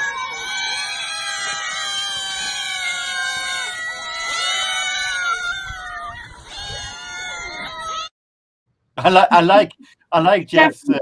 I like Jeff's look. He looks like, what the hell have I done to deserve this? Yeah. Mhm. Like, oh no. That's like 10 years in the future. Oh. Wonderful. Oh, good. This show is going well. Oh, thank you. Glad to hear. Oh, yeah, because the last show we did not go well at all. So Yeah, well, you know. yeah. Oh, Mick likes Whataburger. Have I ever been to Whataburger? Whataburger's okay. I never have. My favorite burger is the kind you make at home. Just saying. I've been. But what's the other one? There's another something burger kind of similar to Whataburger. Swamp Burger. Yeah. Man, it's over there in Detroit somewhere. Fat Burger. I don't know if they're in Detroit. There's In-N-Out Burger, but I don't know if they're in Detroit. We got a Fat Burger near us. Yeah. The best fast food is KFC. Sounds healthy. Well, not the one I walked out on. We don't have KFC in Sweden, though we still get ads or ads for KFC, even if we don't have it in Sweden. I think that is fantastic. In Sweden, it's Kentucky Fried Chipmunk. I understand, why the hell do we get a commercial for KFC when we can't get the damn restaurant here? Yeah. That's money well spent. Exactly. We're going to run a commercial for something you can't get. Exactly. Like Tim Allen's cranberry cocktail. Cranberry cocktail, yes. Look for it at your local soupy market. Yeah. All proceeds go right to Tim Allen's pocket. Yeah. I wish. Or just get some cocktail Kenny Birds. Yum. Yeah. What? Correct? What were we correct on? I don't know. I don't know. But it's good to be right. Everything. We'll take it. We'll take it. We're correct. We're correct on everything. Yes. Yeah, pretty much.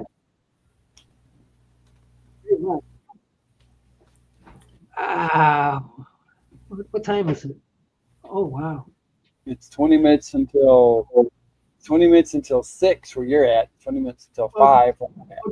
Just for that, I better check and see what's going on in the baseball world. Oh, good. Detroit Tigers are winning 5-0. Top of the 6th inning. Blowout.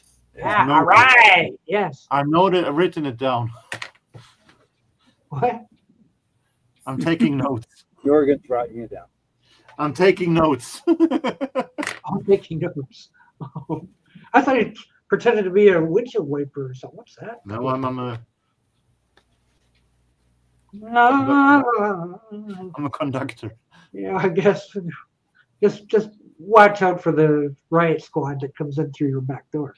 Exactly. Did you know baseball's been around since 1871? I heard that. I guess, okay. But it was not invented in Sweden. No. Not at that time, no. No.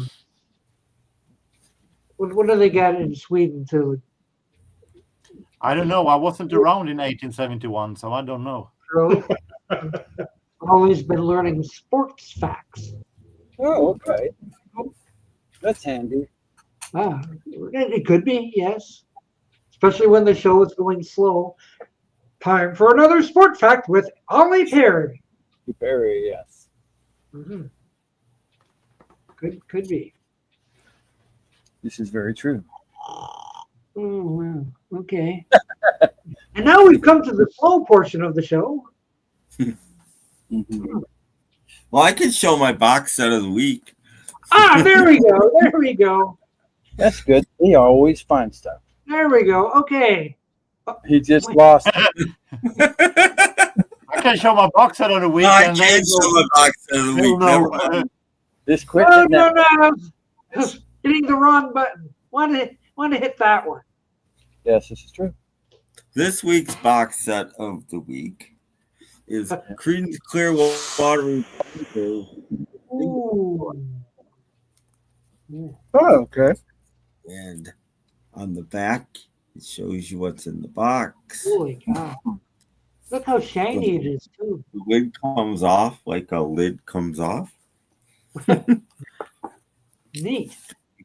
You get a book. Ooh. It's a book. With pictures of 45s in it. You don't Lots get of any pictures extra of 45 pictures. Lots and lots and lots of pictures. It's pretty much all that's in it is 45 pictures. And you get every 45 they ever released in replicas of their original picture sleeve. Neat. Wow. There you go. This one has the chart ranking because, of course, Creedence never had a number 1, so they're getting it number 2. Looks like they were beat up by Sugar.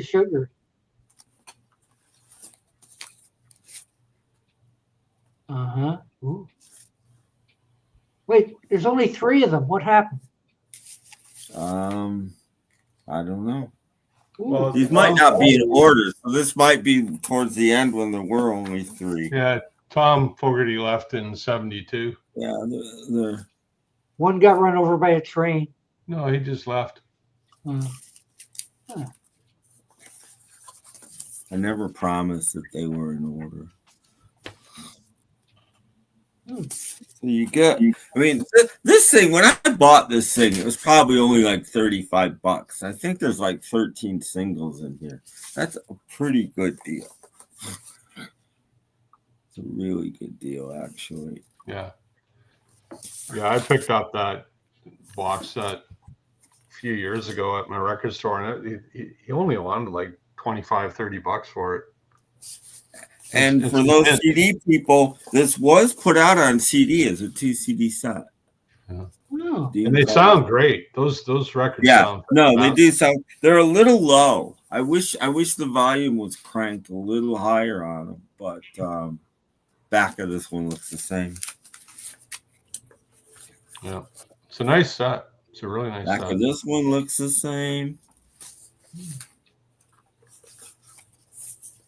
Back of this one looks the same. Ooh, it's X-rays. Back of this one looks the same. There's the bathroom on the right. It's amazing how many singles they had out in a short time they were together. Yeah. And this is a single that never came out, but they put it in the box. It was right. It's like a demo, or I forget exactly what it is, but there you go. That's the Creedence Clearwater singles box. Wow. So run out and get one today. It's still around, but like I said, they did put it out on CD, which I thought was cool. You know, yeah. Well, I could tell you, but why don't I just I'm signing off. I'm signing off now because I have work tomorrow, so I'm going to. What work? Ew. Good night. Bye-bye. Bye-bye. See you. Bye, Jorgen. Thanks for coming. Merry Christmas. Okay. Whatever. Do you guys want to see the CCR album box set? Yeah. Yes. All Let's right. look at it now. Oh, wait, he's not ready. We'll go over here. None of these records will be played on the new Snap Crackle Pop. I'll get around to it. Every night I say I'm going to work on it, and it's just such a hassle to do now because I lost my computer. Again? Look at this. Ooh. That is huge. I think 2018, if I remember. And these all sound really good, too. It's got nice hardcover book in it. That. Oh, looks like I grabbed the record there too. Hey, you go back in there. Okay. And then this is just a letter of authentication sort of thing. There's the back. There's the front. There's the middle. There's the sign. There's the side. Yeah, it's quite nice. It's all kind of like that. And then of course you get all their albums, including the crappy one. Ooh. Lee wants to know the best deep cut of the Guess Who. The what? The best deep cut? What do you mean by deep cut? A very song deep. that was never released as a single. Oh, we'll get to that. So there's, and these all sound really good too. So when I saw the 45 set, I figured, well, it's going to sound as good as these, and it does. So I grabbed it as well. And then on this album, that's Tom Fogerty left before this album. So you got the three of them, and this is generally considered the worst album by a otherwise great band. So probably justified in that assessment. But there it is. It's got one of my favorite Creedence songs on it, but it's like the only good song of the album. Yeah, Sweet Hitchhiker. Yeah, great song, actually. Actually, there's some good, like Door to Door is the one Stu Cook did, and it's not a bad song, actually. You're just so used to hearing John Fogerty singing that you sort of think, oh, what's this? But anyway, that was kind of Fogerty's revenge album. And then they broke up. So what was that question about the Guess Who? Where did that go? The deep cut? Deep cut. I like 3 More Days from the Share the Land album. If that's what you mean by deep cut, like a non-radio track. Yeah. I'd say Something 3 you More never Days. hear. Burton Cummings' vocal on that is amazing. Outstanding. Yeah. Outstanding stuff. Yes. But there's a number of the deep cuts that a lot of people don't realize that in spite of having singles, the Guess Who were really an album band. And some of their best music was never released on it as a single. Actually, a lot of the best music was never released as a single. There you go. Oh, no, not this. Oh. What's this? What's going on here? I don't know, but somebody wanted to know what the high score was, and it's 49,150. It's never even got to 50,000 yet, but let's try right now. Here we go.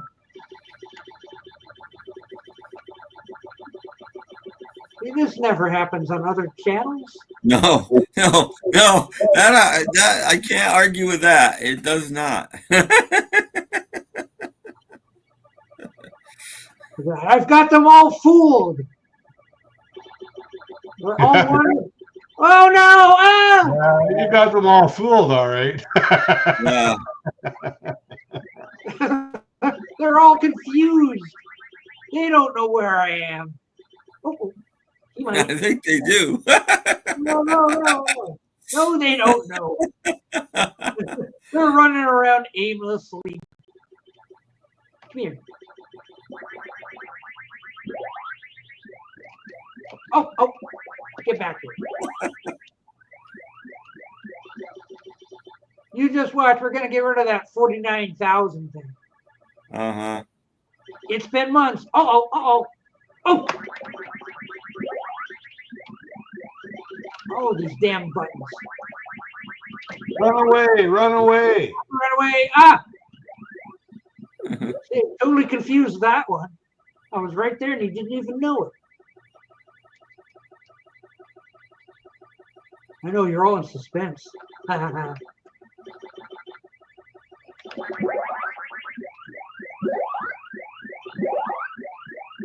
here, you bastard.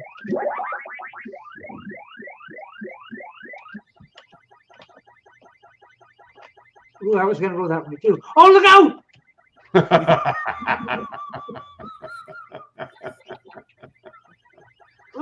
Oh, get away!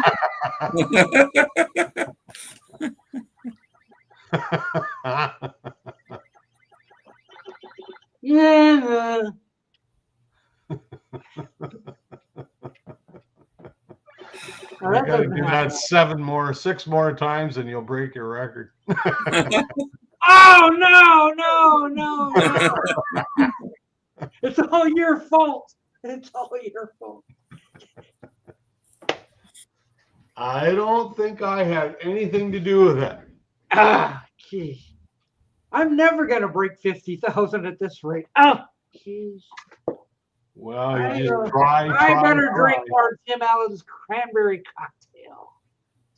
It's like Pink said. You just got to try. Especially when I made that one good deke, like whoa. But yeah, run and get some Tim Allen's cranberry cocktail at your favorite store today.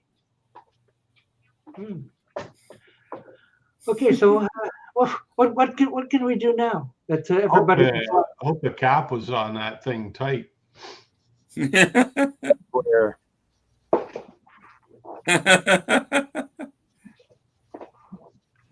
Hope you drink it all. Lands on Doc's white shag carpet there. Well, then it's a commercial for Easy Off carpet cleaner. Oh, they have carpet cleaner. Okay, Easy Off's actually for ovens, but yeah, I think that's an oven cleaner. Nothing gets out Tim Allen's cranberry cocktail. You're doomed. It's probably a carpet dissolver. If you want to use that. And your landlord will not be too pleased. Yeah, well, now that half the people have left, we can talk about sex. Bring them all back. See, yeah, you should have done that before they left. Well, Doc, my memory isn't good enough to remember how to talk about sex. Oh, good. People are starting to join. There we go. See? I remember for me, I remember how it's done, but it's been a while. So, cranberries make you poop. Oh, cranberries make you pee. Well, they do. Apparently, it's good if you got a bladder infection. It helps. Yeah. Lee wants to know. There's a lot of songs like that. That should have been a hit. There's millions of songs. Gosh. Well, how about Keith Hampshire, Big Time Operator? Was not a hit. Never heard of it. There are two songs I can think of, Going Back and Ballad of the Easy Rider by the Byrds. Okay. Both of those should have been hits. There's so many. September Girls by Big Star. It should have been a monster hit. Nothing. Didn't happen. Didn't get any support. The label was going out into bankruptcy as they released the albums, and that wasn't. They can't afford to promote. What does that have to? What's considered a hit? Well, at least something in the top 10, I guess. No, top 40. Doc, we've been through this. You're way too. We're going through the charts one day, and Doc's like, "Oh, this song we made it to number 15. It was a failure." That's not a failure. Out of the 1,000 singles that were released every week, to make it to number 15 is not a failure. It's really good. I think would they say like top 40. Top 40. 40, yeah. Top 40? And if it wasn't a hit on the top 40 pop charts, it could have been a hit on the top 40 adult contemporary charts. Oh. Well, there's so many. Here's one that everybody thinks is a hit. It wasn't. I Melt With You by Modern English. Not a hit. Handle With Care by the Traveling Wilburys was not a hit. Not a hit. There's so many. The last single the Guess Who released when Burton Cummings was in the band was a song called "When the Band Was Singing Shakin' All Over," and that thing rocks like you wouldn't believe, and it never charted. Stomp it out, Willie. Never charted in the U.S. charts. It was an amazing song. Like it rocks like you wouldn't believe. Incredible. Well, here we go. Another song everybody thinks is a hit, and it wasn't. "My Generation" by The Who. Yeah. It's not a top 40 hit. Nope.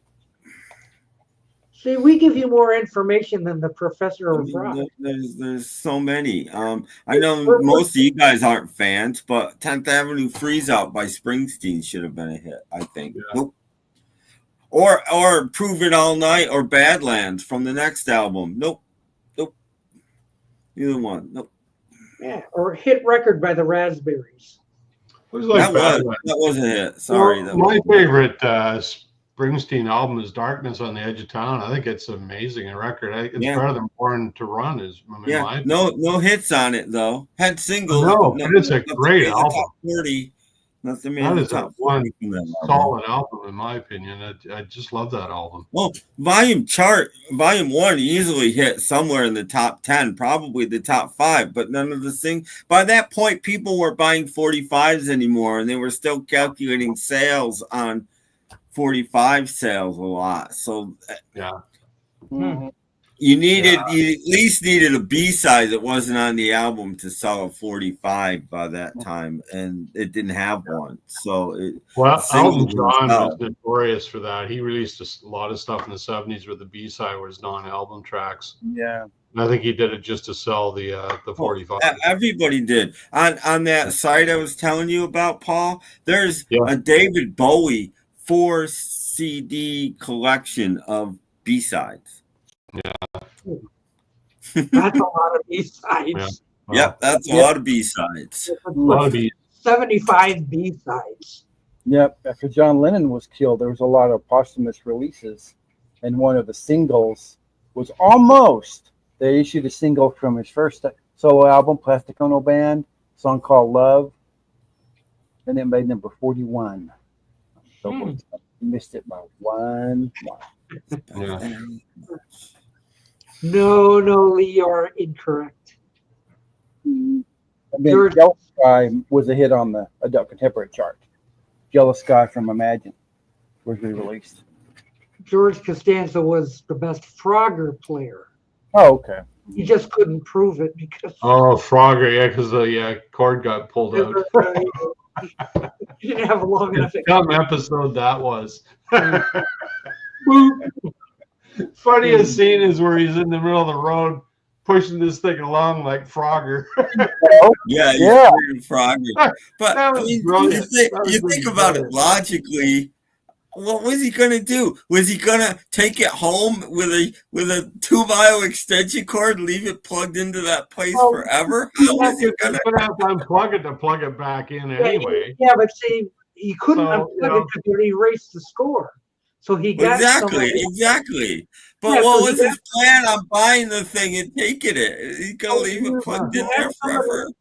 He had somebody rig up a battery, so it would be on battery power until he got it home. But you gotta unplug it to put it in the battery. It was supposedly working until he had to get it across the street, and then and then he didn't make it because some truck came and bashed it to hell. That was so funny. There you go. Just insane. And that was in one of Seinfeld's worst episodes. Like, hey, come on. Well, the part when he's trying to get it across the street was just priceless. Complete with sound effects. It gave you the aerial view of it, eh? It's just it's almost like playing the game. Yeah.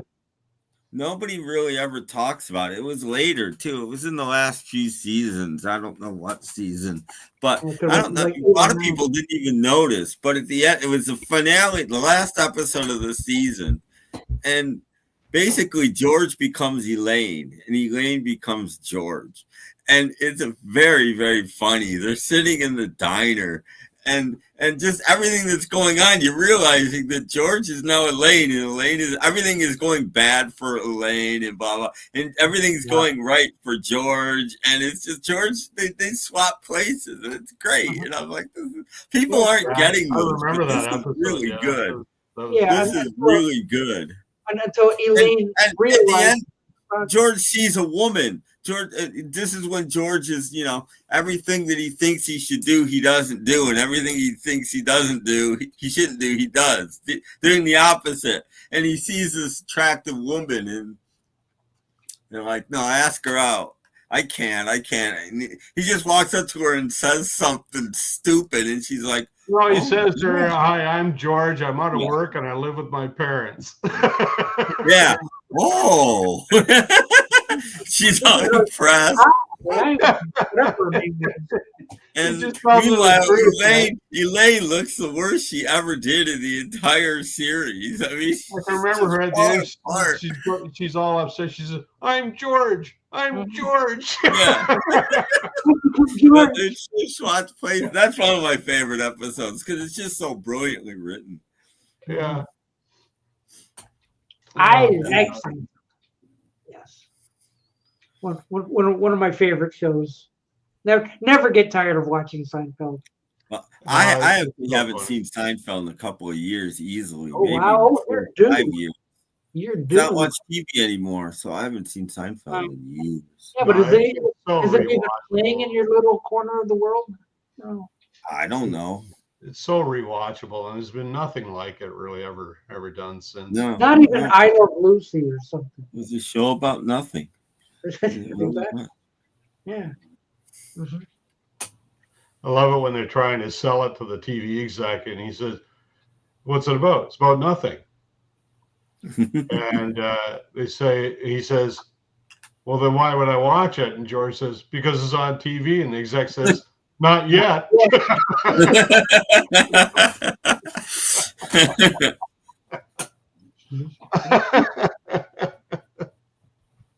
Well, George ruined that deal.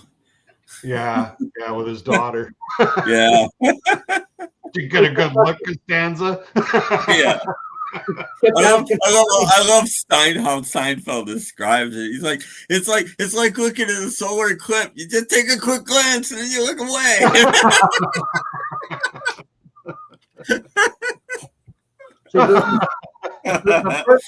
The Parking Garage episode came from how they did the Chinese restaurant. Yeah. Because like, here's what happens: we go to a Chinese restaurant, we can't get a table. That's the whole show, and they're going like, "You can't do a show on that," but they did anyway. They did. So then they thought, "Well, how can we top the Chinese restaurant? How about if we park in a parking garage and can't find the car?" And that was kind of like the sequel. Well, yeah, I mean, a lot of these ideas came from Larry David's real life. If you watch Curb Your Enthusiasm, it's the closest thing ever to Seinfeld. It's the same sort of thing. Yeah. It's just like if George had a spinoff, because George was, if people don't know, Larry David is George. The George character is based on Larry David. And so that's Curb Your Enthusiasm is basically if George got his own show. It's just that's a pretty funny show too. I like Curb. Except the real George Steinbrenner once did a cameo in the thing, and he was on the cutout on the cutting room floor. They ran out of time. So wow. they had to take him out. You know who played George Steinbrenner, don't you? Well, voice-wise, yes. Body-wise, it was somebody else. Well, Larry David did the voice, didn't he? Yeah, Larry David. I always thought it was him just in a wig. I always thought it was him. You never saw his face. You just saw the back of him. I always thought it was him in a wig. They had a body double for Steinbrenner. But anyway, Larry David did the voice. Yeah. Larry David did many cameos on that show. Well, he did Costanza's lawyer, like the man in the cape. Yeah, the man in the cape. The man in the cape. That was Larry David. We've got a lawyer commercial running now in Detroit who's trying to do Jackie Childs. Oh, well, that was Greg Morris who did that, right? Phil Morris. Or Phil Morris. Yeah, Greg Morris was his dad. Yeah, Phil Morris. But you know, like he's doing an imitation of Jackie Childs. So like, you know, who told you to use the bomb? I never told you to use the bomb. What you use the bomb for? I never told you to use the bomb. but this guy's going like, all the Jackie Childs stuff, and I'm going like I know what you're trying to do there. You know, it's obvious you're trying to do Jackie Childs, but. I love the result of the coffee episode. They go into the lawyer and says, "We'll give you a free coffee a day for life." Oh, and David's like, "Done." The lawyer's like, "What?" Deal. You take a coffee day. Oh, good heavens. How can Jerry not say hello? Nobody comes up with stuff that funny anymore. It's just no. A lot of the humor is so predictable. Well, you can't. Even Seinfeld isn't that old, but half of what they talk about, you can't talk about on TV anymore. Oh no, you can't talk about that. Not that there's anything wrong with that. No, there's anything wrong with that. I mean, they pushed the envelope pretty good back in those days too. But Tim Watley, the dentist. He's an anti-dentite. Anti-dentite, yeah. Yeah. Except unless you're on HBO or something, Larry David was still doing stuff like that long after he shouldn't have been. You ever see the one? This was great. I can't remember her name. And I love her too. She's an older black lady comedian. She had her own show for a while. Queen Latifah? Reddish hair, kind of. Sure. But she was doing Larry. She's a friend. She's very good friends with Larry David and was doing his show for a while. And she saw him do something, and she's just like, "You're a racist. I never knew you were racist." She's going on and on and on. And he's got this black guy putting in cable in his house, fixing up the satellite dishes and stuff. And he takes him out to dinner. He takes out to dinner afterwards to thank him. Wanda Sykes. And they walk into this diner, and they're about to leave. And Wanda Sykes walks into the diner, and Larry's like, "No, I got the check. I got the check." And the black guy's like, the cable guy's like, "Okay, I got the tip." And so they're leaving, and Larry looks down. He's only left a couple bucks on the table. So Larry reaches into his pocket, puts more money down, and Wanda Sykes, and you just see her looking at him like. And so everywhere he goes, he's getting caught by Wanda Sykes. It's a really funny episode. Has Tim watched his Friends box set yet? I don't have the Friends box set. I guess that would be a no. Yeah. I don't know why you think I do. I don't. I don't think I have any episodes of Friends now that I think about it. I don't have any. They were all at my thrift store, not in the box set, but every season recently was in my thrift store. But even if you're charging $2 a piece, that's $18. I didn't want to spend $18 on Friends. I'm not spending any money on Friends, not even $1. I got tired of them after about 2 years. It was just kind of okay. This is kind of run its course. I thought it kept up pretty well, actually. I thought even towards the end it was still pretty good. Ooh. Well, I thought the first season was actually really good. When Ross had the monkey, and you find out Ross is married to a gay woman, and I just thought it was really fun. I mean, it was a little edgy for its time, actually. Believe it or not, it was. Yeah, I thought it was really good. I sat down I watched the very first episode. Me and my girlfriend, who I wound up marrying eventually, we sat down, we watched the first episode, and we were prepared to just hate this show. And when it was over, we looked at each other and said, "That's pretty good." And we're like, "Yeah." We watched it next week, and we were impressed. We were like, "This is pretty good." I believe on the Warner Brothers lot they have destroyed the Friends fountain. Like they went on the back lot of Warner Brothers. They went around like, oh no, the Bewitched house and the well, they call it it wasn't the Friends fountain. It was there. It was just something from movies long ago when they filmed there. They hated it. They spent like 8 hours filming that, soaked the whole time. They were miserable. Yeah, that was on the Warner Brothers lot, but they've destroyed it. So like, goodbye, Friends fountain, whatever. I like when the pizza owner said to Jerry and George, "Here's your pizza, pea brains." I actually don't remember that line. What episode is that? That's not the one where Kramer decides to put his clothes in the pizza oven. I don't know. I don't know that one. I don't know about that one. Yes, these pretzels are making me thirsty. These pretzels are making me thirsty. No, these pretzels are making me thirsty. You want? What are you bugging for? Oh, he heard about the pretzels. Ah. Oh, what are you bugging for? Oh, look out! Kitty cat and dog in the same shot. Look out! This can't be good. This is duty. No. Oh, Daddy. Oh, Daddy. You're hungry. Oh. Yes. You're so silly. Silly, right? Worse than cats, Jeff. Yeah. No. Oh yeah.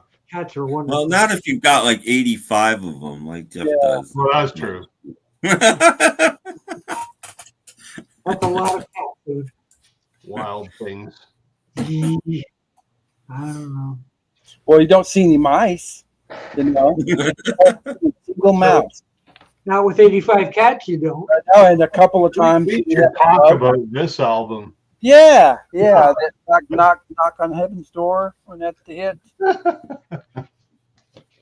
Anyway, I don't know how. I've never really heard the album, so I'll have to imagine it's full of a bunch of just music stuff or isn't Wigwam on that? Which? Wigwam. Don't see it. I thought it was. Why didn't you get the big salad? Main title theme. We don't have the big salad. Well, then I'll take 2 little salads and a big. It might be title theme. It might not just have the name of it, but it's the B-side of Knocking on Heaven's Door 45. Main title theme, Cantina theme, Billy One, Bunkhouse theme, River theme, Turkey Chase. Ooh, No, Turkey Chase is the B-side. Never mind. Yeah, Knocking on Heaven's Door final theme, and then Billy 4 and Billy 7. Okay, I think Wigwam is the other title for the main title, I think. Oh, it could be. Doesn't say here, but yeah. Oh, was it the same one? It kind of looked. Yeah. Well, could have been. No, he took the lance right in the. Right Oh, interesting. Yeah. Mhm. Okay. Well, I knew it was probably just was. a lot that they filmed it. You know, it wasn't. Yeah, it probably was the same fountain. They cleaned it up a little bit. Yeah. That's it. Yeah. It's on the back lot, so. Yeah, no more blood. So. Yeah, it probably is the same fountain. Interesting. Ooh. So like Charlton Heston was dying in the thing. Oh, look, there goes Matthew Perry. Yeah, Omega Man was a pretty good movie, actually. I enjoyed that.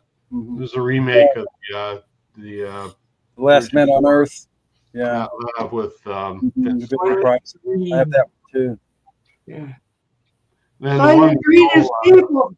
the one Will Smith did is kind of a remake of that. Yeah, I didn't care for that one. The other two. No one did. The one with Vincent Price is a little creepy, but the one with Charlton Heston is more of a, more of a sci-fi. It was good. I enjoyed that one. Yeah. It was good. Well, Anthony Zerbe was in that, wasn't he? Yeah. Yeah. Because I read when they filmed the one in Italy with Vincent Price, they had to get up like at 4 o'clock in the morning and film what they could because poor people came up because that was Rome. People got up real early. Right. Film real early in the morning. The same thing with Vincent Price because you pull back, and in one shot there, so you can see a car far in the distance. Oh yeah. And that's the only thing I think there's one. Yeah. I saw that with the 1 and 2. Yes. Yes. Mm-hmm. Well, I kind of live in the Adirondacks almost, so yeah, I've been there. Well, I've been to Hartwick College, which is in Oneonta, and I've been to Cooperstown. Is that in the Adirondacks? In that area? No. It's more west of there. What about Oneonta? With my uncle went to Hartwick College there, so he got an honorary doctorate there. So we went down for that. No, I went mountain climbing in Western New York or I think I was Oneonta. Oh, did? Yeah. See, that's a video. Yeah, but that was even before video. A long time ago. Yeah. So, I remember it was quite pretty in that area. I remember it was being, really nice, really nice I area. got to the top of that mountain and looked down. It was like you see the farms, how they were squared off and that, and then the road with these tiny cars. Holy crap! I'm up high here. Yes. Yeah. But one summer, I have no idea why, we went on vacation. We went to the Pennsylvania Grand Canyon. Yeah, there is such a thing. And that's in the middle of the Adirondacks. I remember that. Tell us about the Grand Canyon in Pennsylvania. I don't remember. There isn't one. I don't know why they call it that. It's as grand as it gets. It's just a valley. It's just a valley from what I remember. I don't know. And we drove to Texas once, and we drove to the Adirondacks to get. Oh, that's a long drive. Whew. Yeah.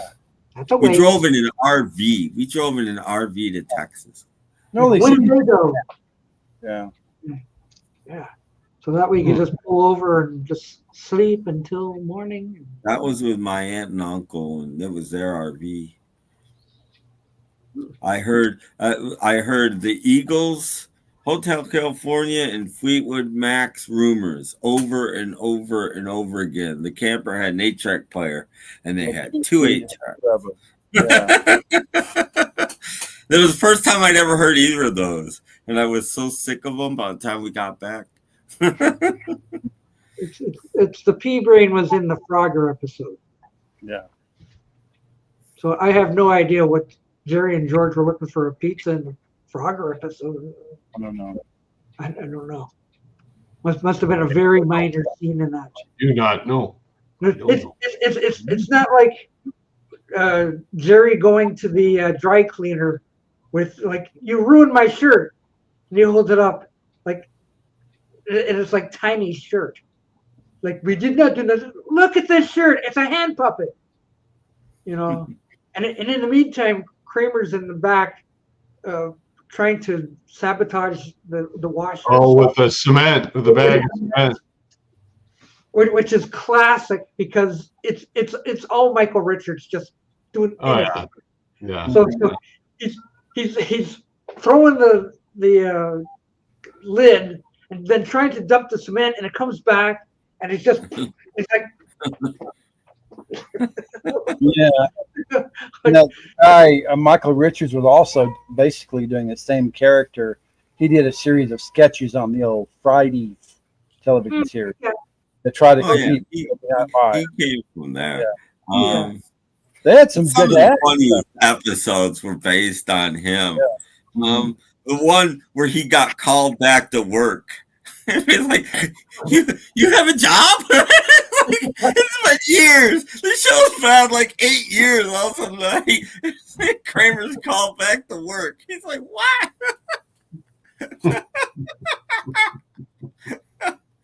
I love the one where, for some reason, Jerry locked his door, and Kramer tries to come in, and it's just this bang, this. The door wouldn't open. You know who's on the other side. I can't remember why Jerry locked the door, but it was just a thump. I think he wanted to keep him out of his fridge or something. I don't know what the story was there, but I can't remember. But it was funny. It's just bang.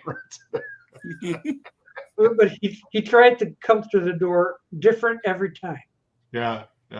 And until it got to where the crowd was applauding every time he entered, and Larry David was going like, "No, please." When Kramer comes to the door, do not applaud. Don't do anything. Because the one scene where he comes in with the contest, he comes in, slams his money on the counter. Well, I'm out. Yeah. Like, 2 minutes later. The girl across the street in the apartment walking around nude or something. So, yeah. Well, I'm out. We have to give Elaine better odds or worse odds because she's a woman. So something like that. So many good things. Find out till years later when George won that contest. No, he cheated. Oh, he contested on the airplane. I cheated at the contest. Oh, I missed that. Yeah, when they thought they were gonna die. Yeah, they thought they were going down in the plane. And I've got a confession to make. I cheated at the contest. There's just so many amazing moments. The one where Kramer decides that he's only going to sleep in like 10-minute increments several times a day or whatever it is. And Seinfeld wakes up in the middle of the night and there's Kramer sitting next to his bed staring at him. What the hell? What about the one where Kramer set up the Japanese hotel and all these guys are sleeping in this chest of drawers? He pulls the door. All these Japanese guys or Asian or whatever, they're all sleeping in these drawers. Oh, God. One of the best shows ever. And Kenny Rogers. Family Affair, all to hell. Yeah. Well. Yeah, he puts Kenny Rogers Roasters out of business and then he misses it. He's like, I want Kenny Rogers.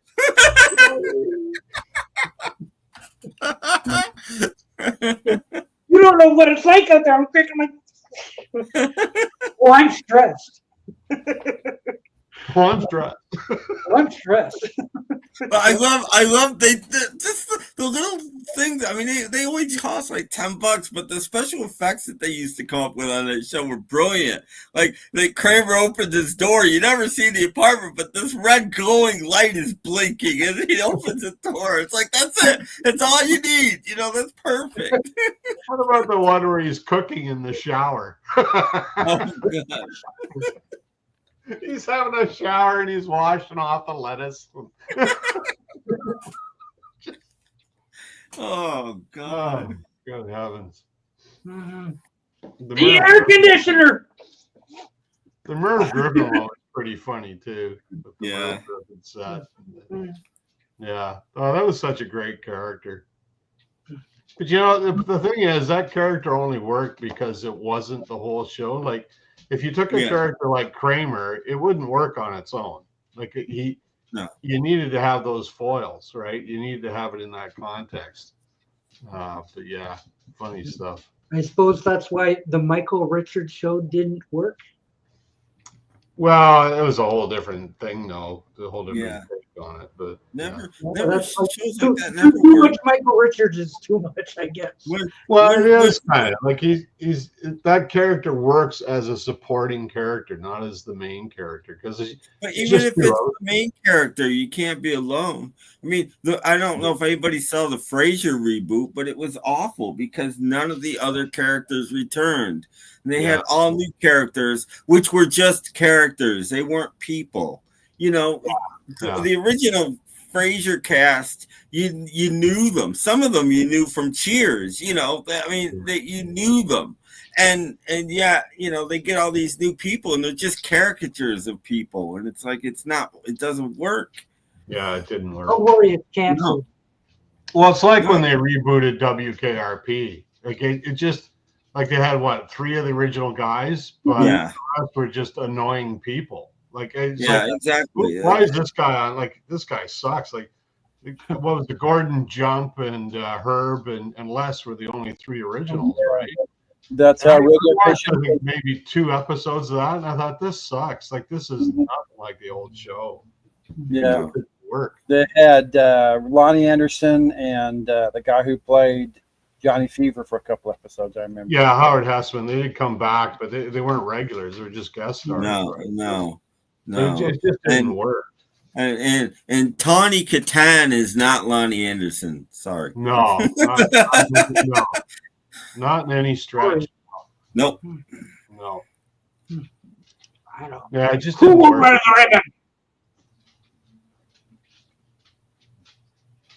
No. Oh, you don't know that episode? Well, actually, dogs. I think, isn't that the episode that they don't put in the rotation? Oh crap, what's it called? Oh no, I know that episode. That's the marathon episode. Yeah, but I mean, like, isn't that with the parade? I don't remember that. I thought they were running a marathon, but maybe it's a parade. What? I don't remember it. Yeah, well, it doesn't get. It was pulled from syndication. Oh, really? Yeah. So there was something about don't tell me I got to get the box out. Or people help us out. There was like a parade going on that was racially sensitive, I guess. It wasn't race. It was two gay guys wind up beating Kramer up. Oh yeah, well, I think it had to do with the age ribbon. Yeah. And Kramer says, "I'm not wearing the ribbon." Yeah. He wouldn't wear it. Who wants to wear the ribbon? Beat him up. These 2 really effeminate guys beat Kramer up. Were those the street over the armoire? Was that the one over the armoire? Oh, it's the same guys, yes. The same guys, but it's a different episode. But it's the same guys. Yeah, and that was the one where the soup Nazi had his recipes in it. Yeah. I've got your recipes. Oh no, my.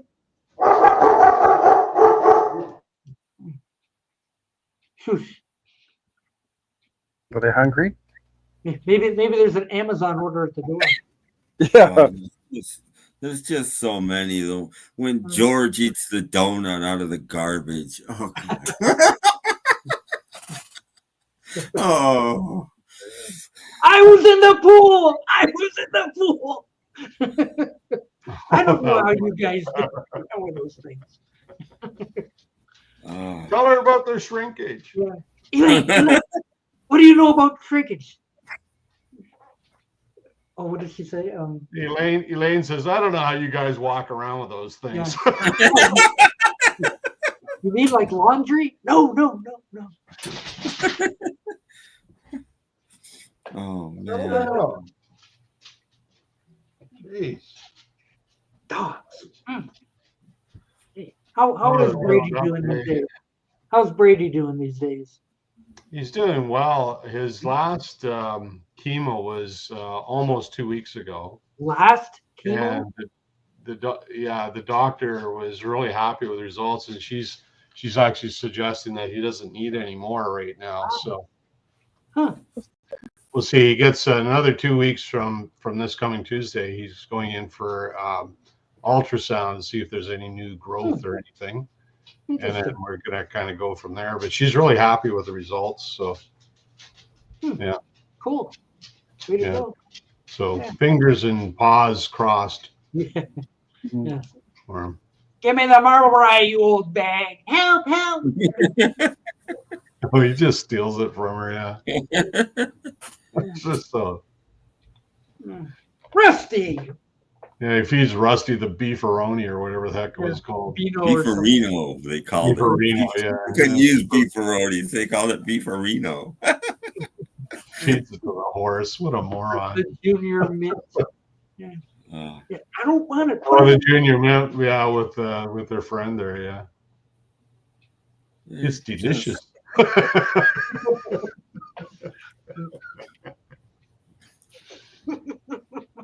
Then there's Crazy Joe Davola.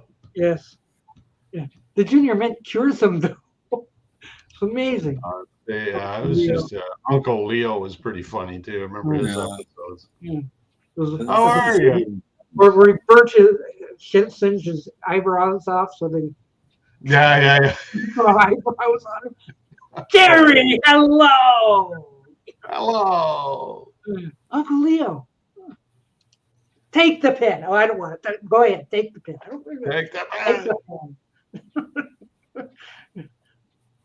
It's okay. Take the pen. Why did you take the pen? Well, anyway. So Sunday rehashing Seinfeld. Oh my goodness. This is what we've come to. Wow. Yeah, we've come to this. We've come to rehashing Seinfeld episodes. For all those that are left out there, I apologize. We need questions. We need questions from the commenters here. Oh, they're bringing up episodes. Like, what about?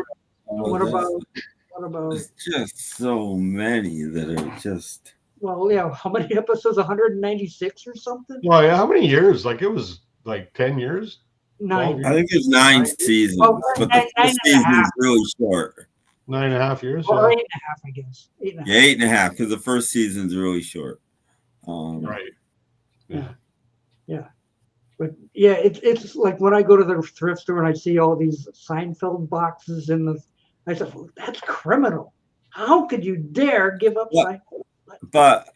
But at the same time, it was a grower, though. I mean, if you've never seen Seinfeld and you put in season 1, episode 1, and watch it, you're not going to be impressed. You're not going to go, "Ooh, I need to watch the second episode."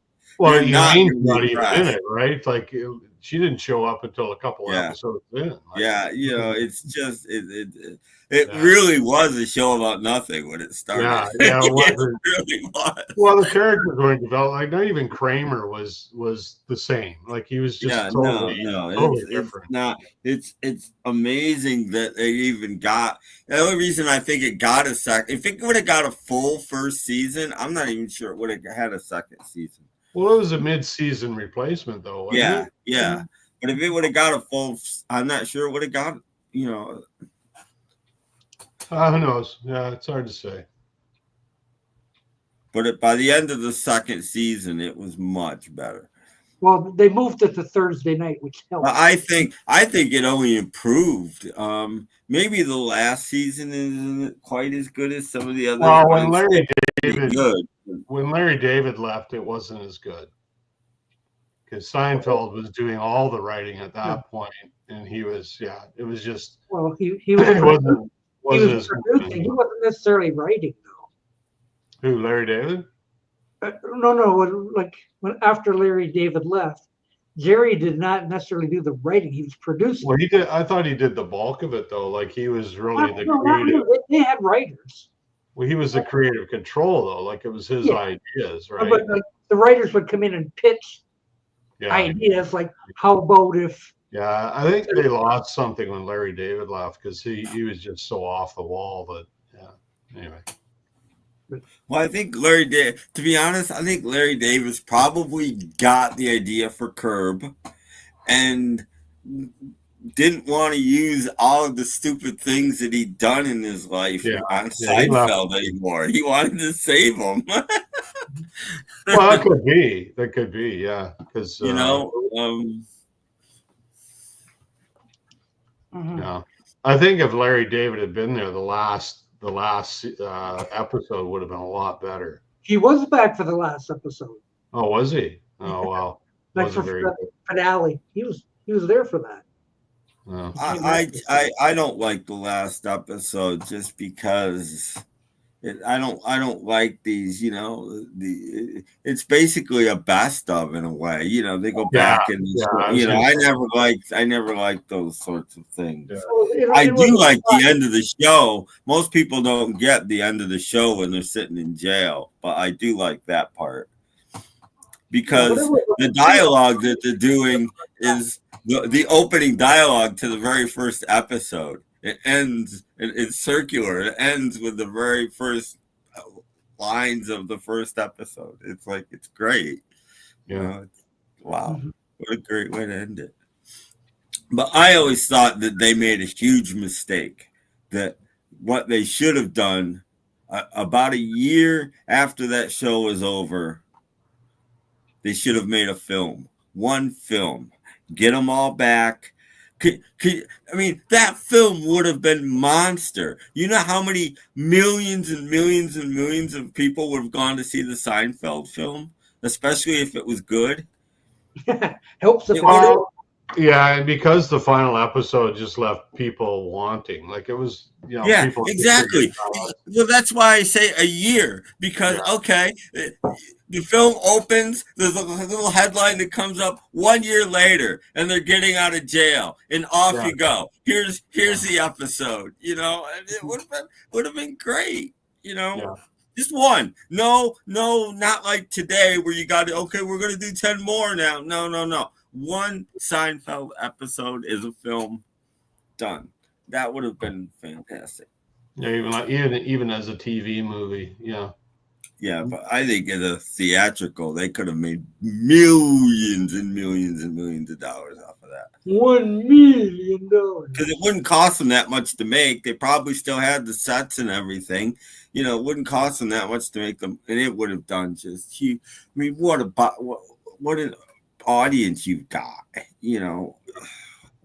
don't even know what the Curb finale is, so I don't know what that is. Yeah, it's all I haven't seen it since probably season 6 or something, so I never did watch it. Oh, it's really funny. Yeah, it was usually like I taught night school, right? So all the stuff was on when I was working, so it, never got to see it. You better get the DVDs. It's very much like Seinfeld. Well, Jason Bateman was in that, right? Was he in Curb Your Enthusiasm? No. Oh, well, there's one he was in that was. What was the one he was in? He was in Arrested Development, which is another fantastic show. Yeah. One of my favorite shows of all time is Arrested Development. I like it. He's funny. Jason Bateman's pretty funny. Yeah. It was just so. But there's one episode of they're always complicated, these episodes, which makes them great. Larry gone to a dinner party and met this girl that did porn films, right? So he's having a conversation with her. Meanwhile, his manager is going in the hospital for heart surgery. And Larry goes to visit him, and he's like, I need you to do me a favor, Larry. What? And he's like, you need to go into my house while my wife's not there. And in my bedroom, in this locked cabinet, I'll give you the combination. Open it up. It's my porn stash. I need you to get rid of it in case I die. And Larry's like, what? And he's like, no, you got it. So Larry breaks into his house, goes into this cabinet, finds, and on the cover of one of the videos is the woman that he met at the party. So Larry sticks it in the thing by the bed, in the TV by the bed, and is watching this movie, and in walks his manager's parents. It was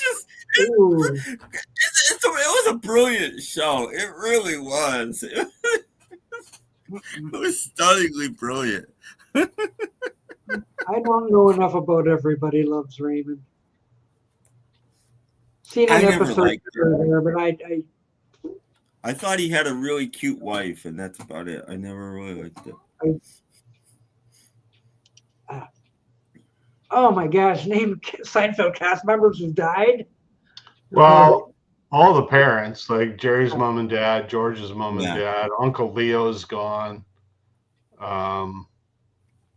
Probably some others that I'm not even thinking of, because basically all the older people. This sounds like something the Professor of Rock would do. Or something. Yeah. George Steinbrenner died.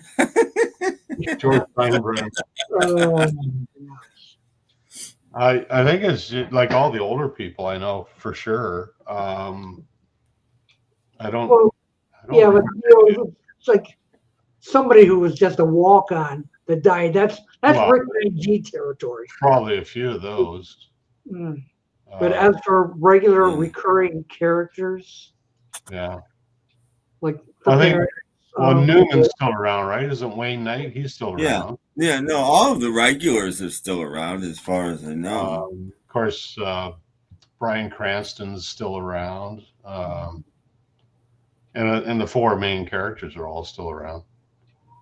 So, and a lot of the the periphery characters that came around once in a while. Yeah, okay, Mr. Pitt probably died. Yeah, but I mean, how many times do we see Mr. Pitt? It wasn't that Well, often. at least for half a season. No. Yeah, Mr. Pitt. But like Gordon Jump is dead. Well, he was on. Elaine's boss is still alive. The Explorer guy, he's still alive. Jay Peterman. Jay Peterman's still alive. The Pig Man. I don't know. I'm really kidding. But as far as like the regulars, it's just basically it was the old people, I think. George's last boss. Wait, was that Gordon Jump? Could have been Gordon Jump, yeah. Could have been. I can't remember. Or was that the one where he had to somehow Photoshop him out of some picture or something? I don't even remember. Oh, yeah. I don't remember what George's last job was. Yeah. Poppy died. Poppy. No, Poppy, no, don't sit on the couch. I'm going to prepare this dinner for you with my own hands. Go on. Oh, yeah, he didn't watch his hands. Oh, yeah, the Marble Rye lady. She's got Marble Rye lady has to be gone.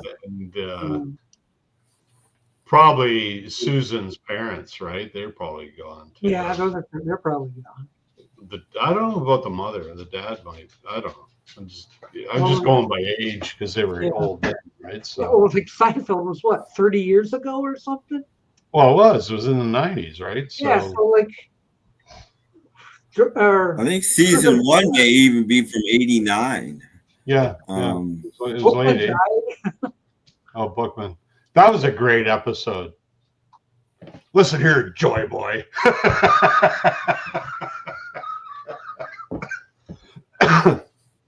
That's one tough monkey. Elaine's father is probably dead.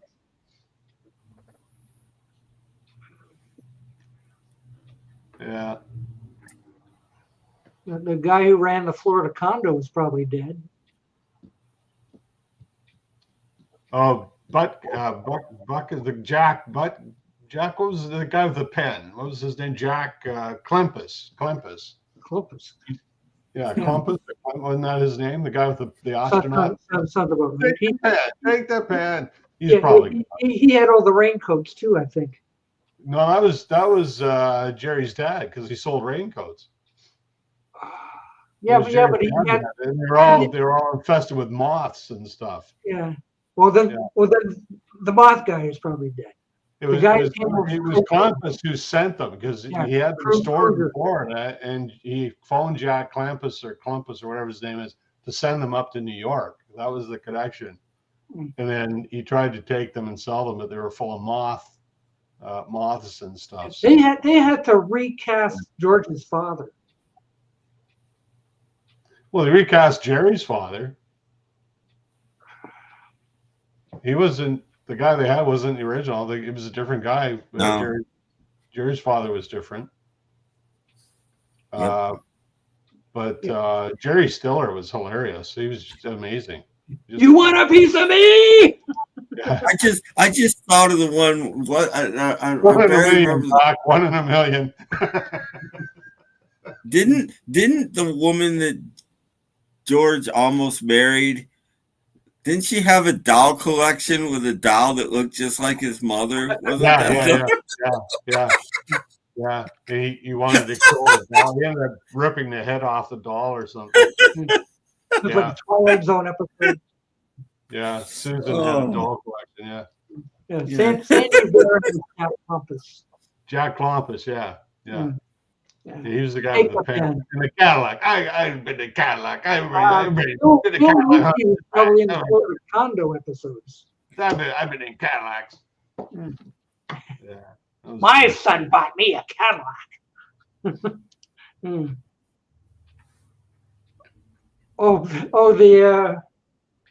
Yeah. 1 in a million. 1 in a million. The Fusilli Jerry. Fusilli Jerry. And they had to retake that scene many times because they kept laughing. I can imagine. George's father would fall behind the couch and land on the Fusilli Jerry. I'm like, oh, and they'd all laugh. You have to redo that over many times. Yeah, Reno Santoni was Poppy. Poppy, yes. And what about Babu, the South Asian guy? Oh, he's alive. He was doing Big Bang Theory as Raj's. Oh, he was Raj's father. Yeah, that's right. He's still around. We're making a list of all dead Seinfeld people. Yeah. I think that Soup Nazi, he's still around, isn't he? I believe he is, yes. He shows up on YouTube every once in a while. Yeah. I was the Soup Nazi. So many episodes to. That's probably an episode they couldn't make today with all the Jewish sentiment and everything. They probably wouldn't get away with that today. No. He was on TV. Abe Vigoda probably decades ago. Don't you remember the show he was on called Fish? Sergeant Fish. Well, that was a spin-off of Barney Miller. Yeah. Mm-hmm. And he was 70s back then. And the problem, I always had a problem with Fish, in that like Vera from Cheers, who you never saw, on Barney Miller, you never saw Bernice, and now all of a sudden they do Fish, and there's Bernice, and I'm like, well, that's ruined that. The joke is you don't ever see Bernice. He's always talking about Bernice. You don't see her. Cheers, Norm's always talking about Vera. You don't see Vera. It's like Columbo's wife, right? You never got to see her. Mrs. Columbo. You don't see Mrs. Columbo. You can't. These people you can't see, and you saw Vera on Fish, and that just ruins it. No. Like the Big Bang Theory, what do you call its mother? You don't ever want to see his mother. You don't see her. That's the whole point. She's just a voice yelling at him constantly, but you never see her. Oh yeah. You see her as ruined. This is true. I think he played a gangster or something. Yeah, Vito Scotti was probably on there too. I'm sure he is. Vito Scotti was on the Monkees, definitely. Mm-hmm. Vito Scotti was never on Seinfeld. No, he probably dead. No, he was around then. Oh, was he? Okay. He died in '96, so he could have been on Seinfeld. He could have lived in the Florida condo.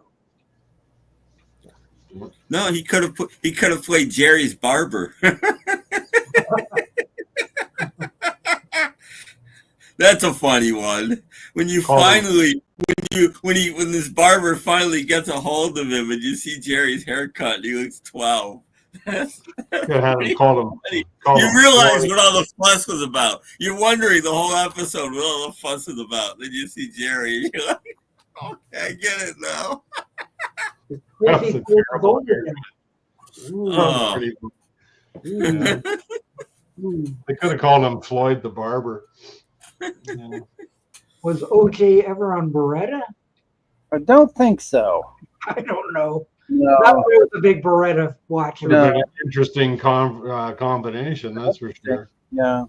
Don't Because know. Don Buell played the old man. And I told you before, Robert Blake tried to get Spanky McFarland to be on that show, and he said no. Sorry to get in. Spanky. Oh, Spanky McFarland. His buddy from the Little Rascals, and he said no, I didn't want to go back into TV, so they got time to go. Just one episode. I don't think Spanky would have been really old enough to play that guy at that point in time. Yeah, perhaps not. Tom Buell was. Well, I read that, and they also had that guy who's been back in silent films, the dwarf guy. Angelo Reseda. Who? He played the paper guy, the dwarf paper guy. His name was Angelo Reseda, and he was Like back in Felix or one of those? Billy Barty? No, Angelo Reseda. Look him up. He's in silent films.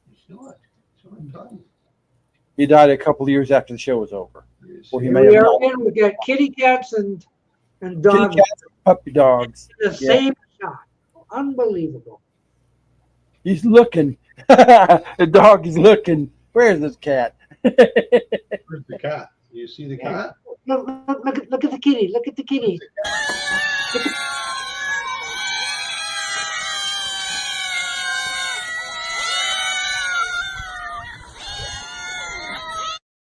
Scared the dog away. Yeah, a dog whining and barking, she would respond to that. Yeah. I'm out of here. You don't like kitty cats. Oh, what a shame. I don't think I have any dog stuff. Oh, I get it all the time. And the one there's an ad for Skip the Dishes or something, and the ad ends with a doorbell. As soon as the doorbell goes, all three of them lose their shit. And they go, run into the door. Yeah. Hit the mute button before the doorbell comes on. Yeah. It happens all the time. Whoa. Ding dong. Did you know they did a book about Columbo trying to solve the Manson murders? I think I remember that. Yeah. Well, that's been solved. I suppose. It didn't take Columbo to do it either. No. No. Well, they did it on their own. Yeah. Just one more thing. Come over here, Mr. Manson. Just one more. Remember the Manson trial? They wanted John Lennon to come in and explain the lyrics to Helter Skelter. Well, he didn't even write the song for one. Yeah, the Paul song. He refused. Why? I'm not going to come in and get involved in that. So. Yeah. Yeah.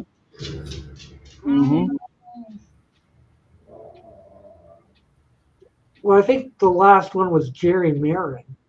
Jerry Marin, yeah. But what was? Oh, is that the one Kramer used to hang around with? No, that was someone else. That was an aspiring actor or something. Yeah. Oh gosh, Danny something. But no, the Oz guy. Oh, maybe he played his parents. Mickey, yeah, Mickey. Maybe. Thank you, Mickey. Yeah. Yeah, Jerry Marin and maybe another little woman played Mickey's parents. The Jimmy episode was funny. Take your hands off of Jimmy. Jimmy kind of likes Lorraine. Yeah, that was Under the Rainbow. Yeah, they thought Kramer was Down syndrome and all that. It was pretty funny. Oh, that was with Mel Torme was in that one, right? He was in that. That was the one that had he had gone to the dentist and was froze. Yeah. And he got somehow hooked up with Well, Jimmy socked him in the mouth, and so he had a fat lip, and he had been so he couldn't talk right. Mel Torme thought he was Down syndrome. Yeah. He had those goofy. Remember, he had those goofy training shoes on as well. Yeah. With the running shoes with the round sole on them, and so they thought he was handicapped, and he ended up going to this banquet with them thinking he was like the guest of honor because he was handicapped. And now the other guys are on. They said, well, they think he's handicapped, and Jerry goes, well. I just keep thinking of more and more. So remember the one where Kramer was dating like this mobster's daughter or whatever, and she thought she killed him, so they rolled him up in like some rugs and threw him in the river, and he wakes up in the river. What about the one where they got hooked up with the white supremacist, and they're sitting in the back of the limousine, and they're handing them these guns and stuff? It's like Kramer's just sitting there going. I didn't know you were a white supremacist. I'm not. Yeah. They just think I'm an anti-dentite.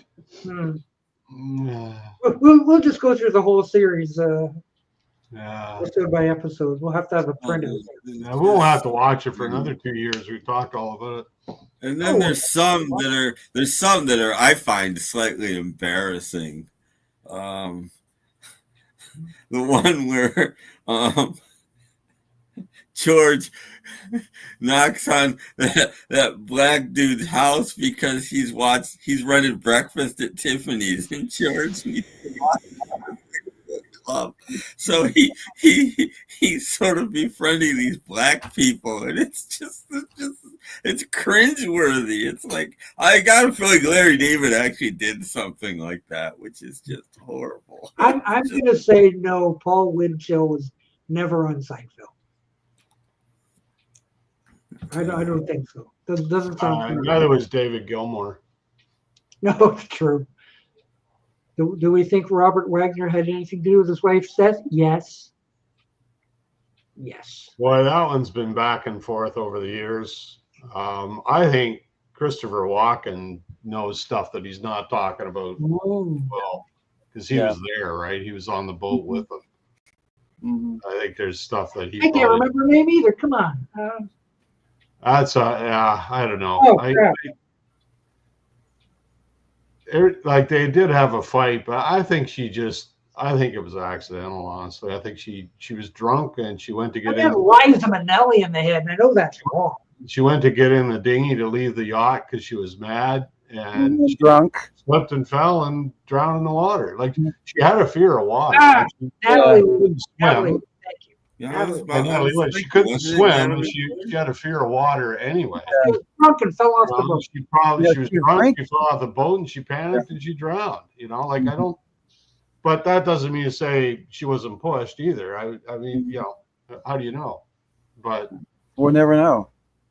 Well, I don't know. I think also I think if there was ever any evidence, we would have found out by now. 20 years later. It just seemed to be swept under the rug type thing. Yeah. Well, they reopened it here about 15 years ago or so. They reopened the case, and they were looking closer at Robert Wagner, but nothing came of it, right? So I don't know. Yeah, how do you know? Like, everyone wants it to be more than it is. I think that's where the problem is. They're just like, hey, it was an accidental drowning. That's what it looks like, Death by misadventure. Well, yeah, and I don't know. People want it to be more than that because they like, have that kind of story, but maybe there's no story there,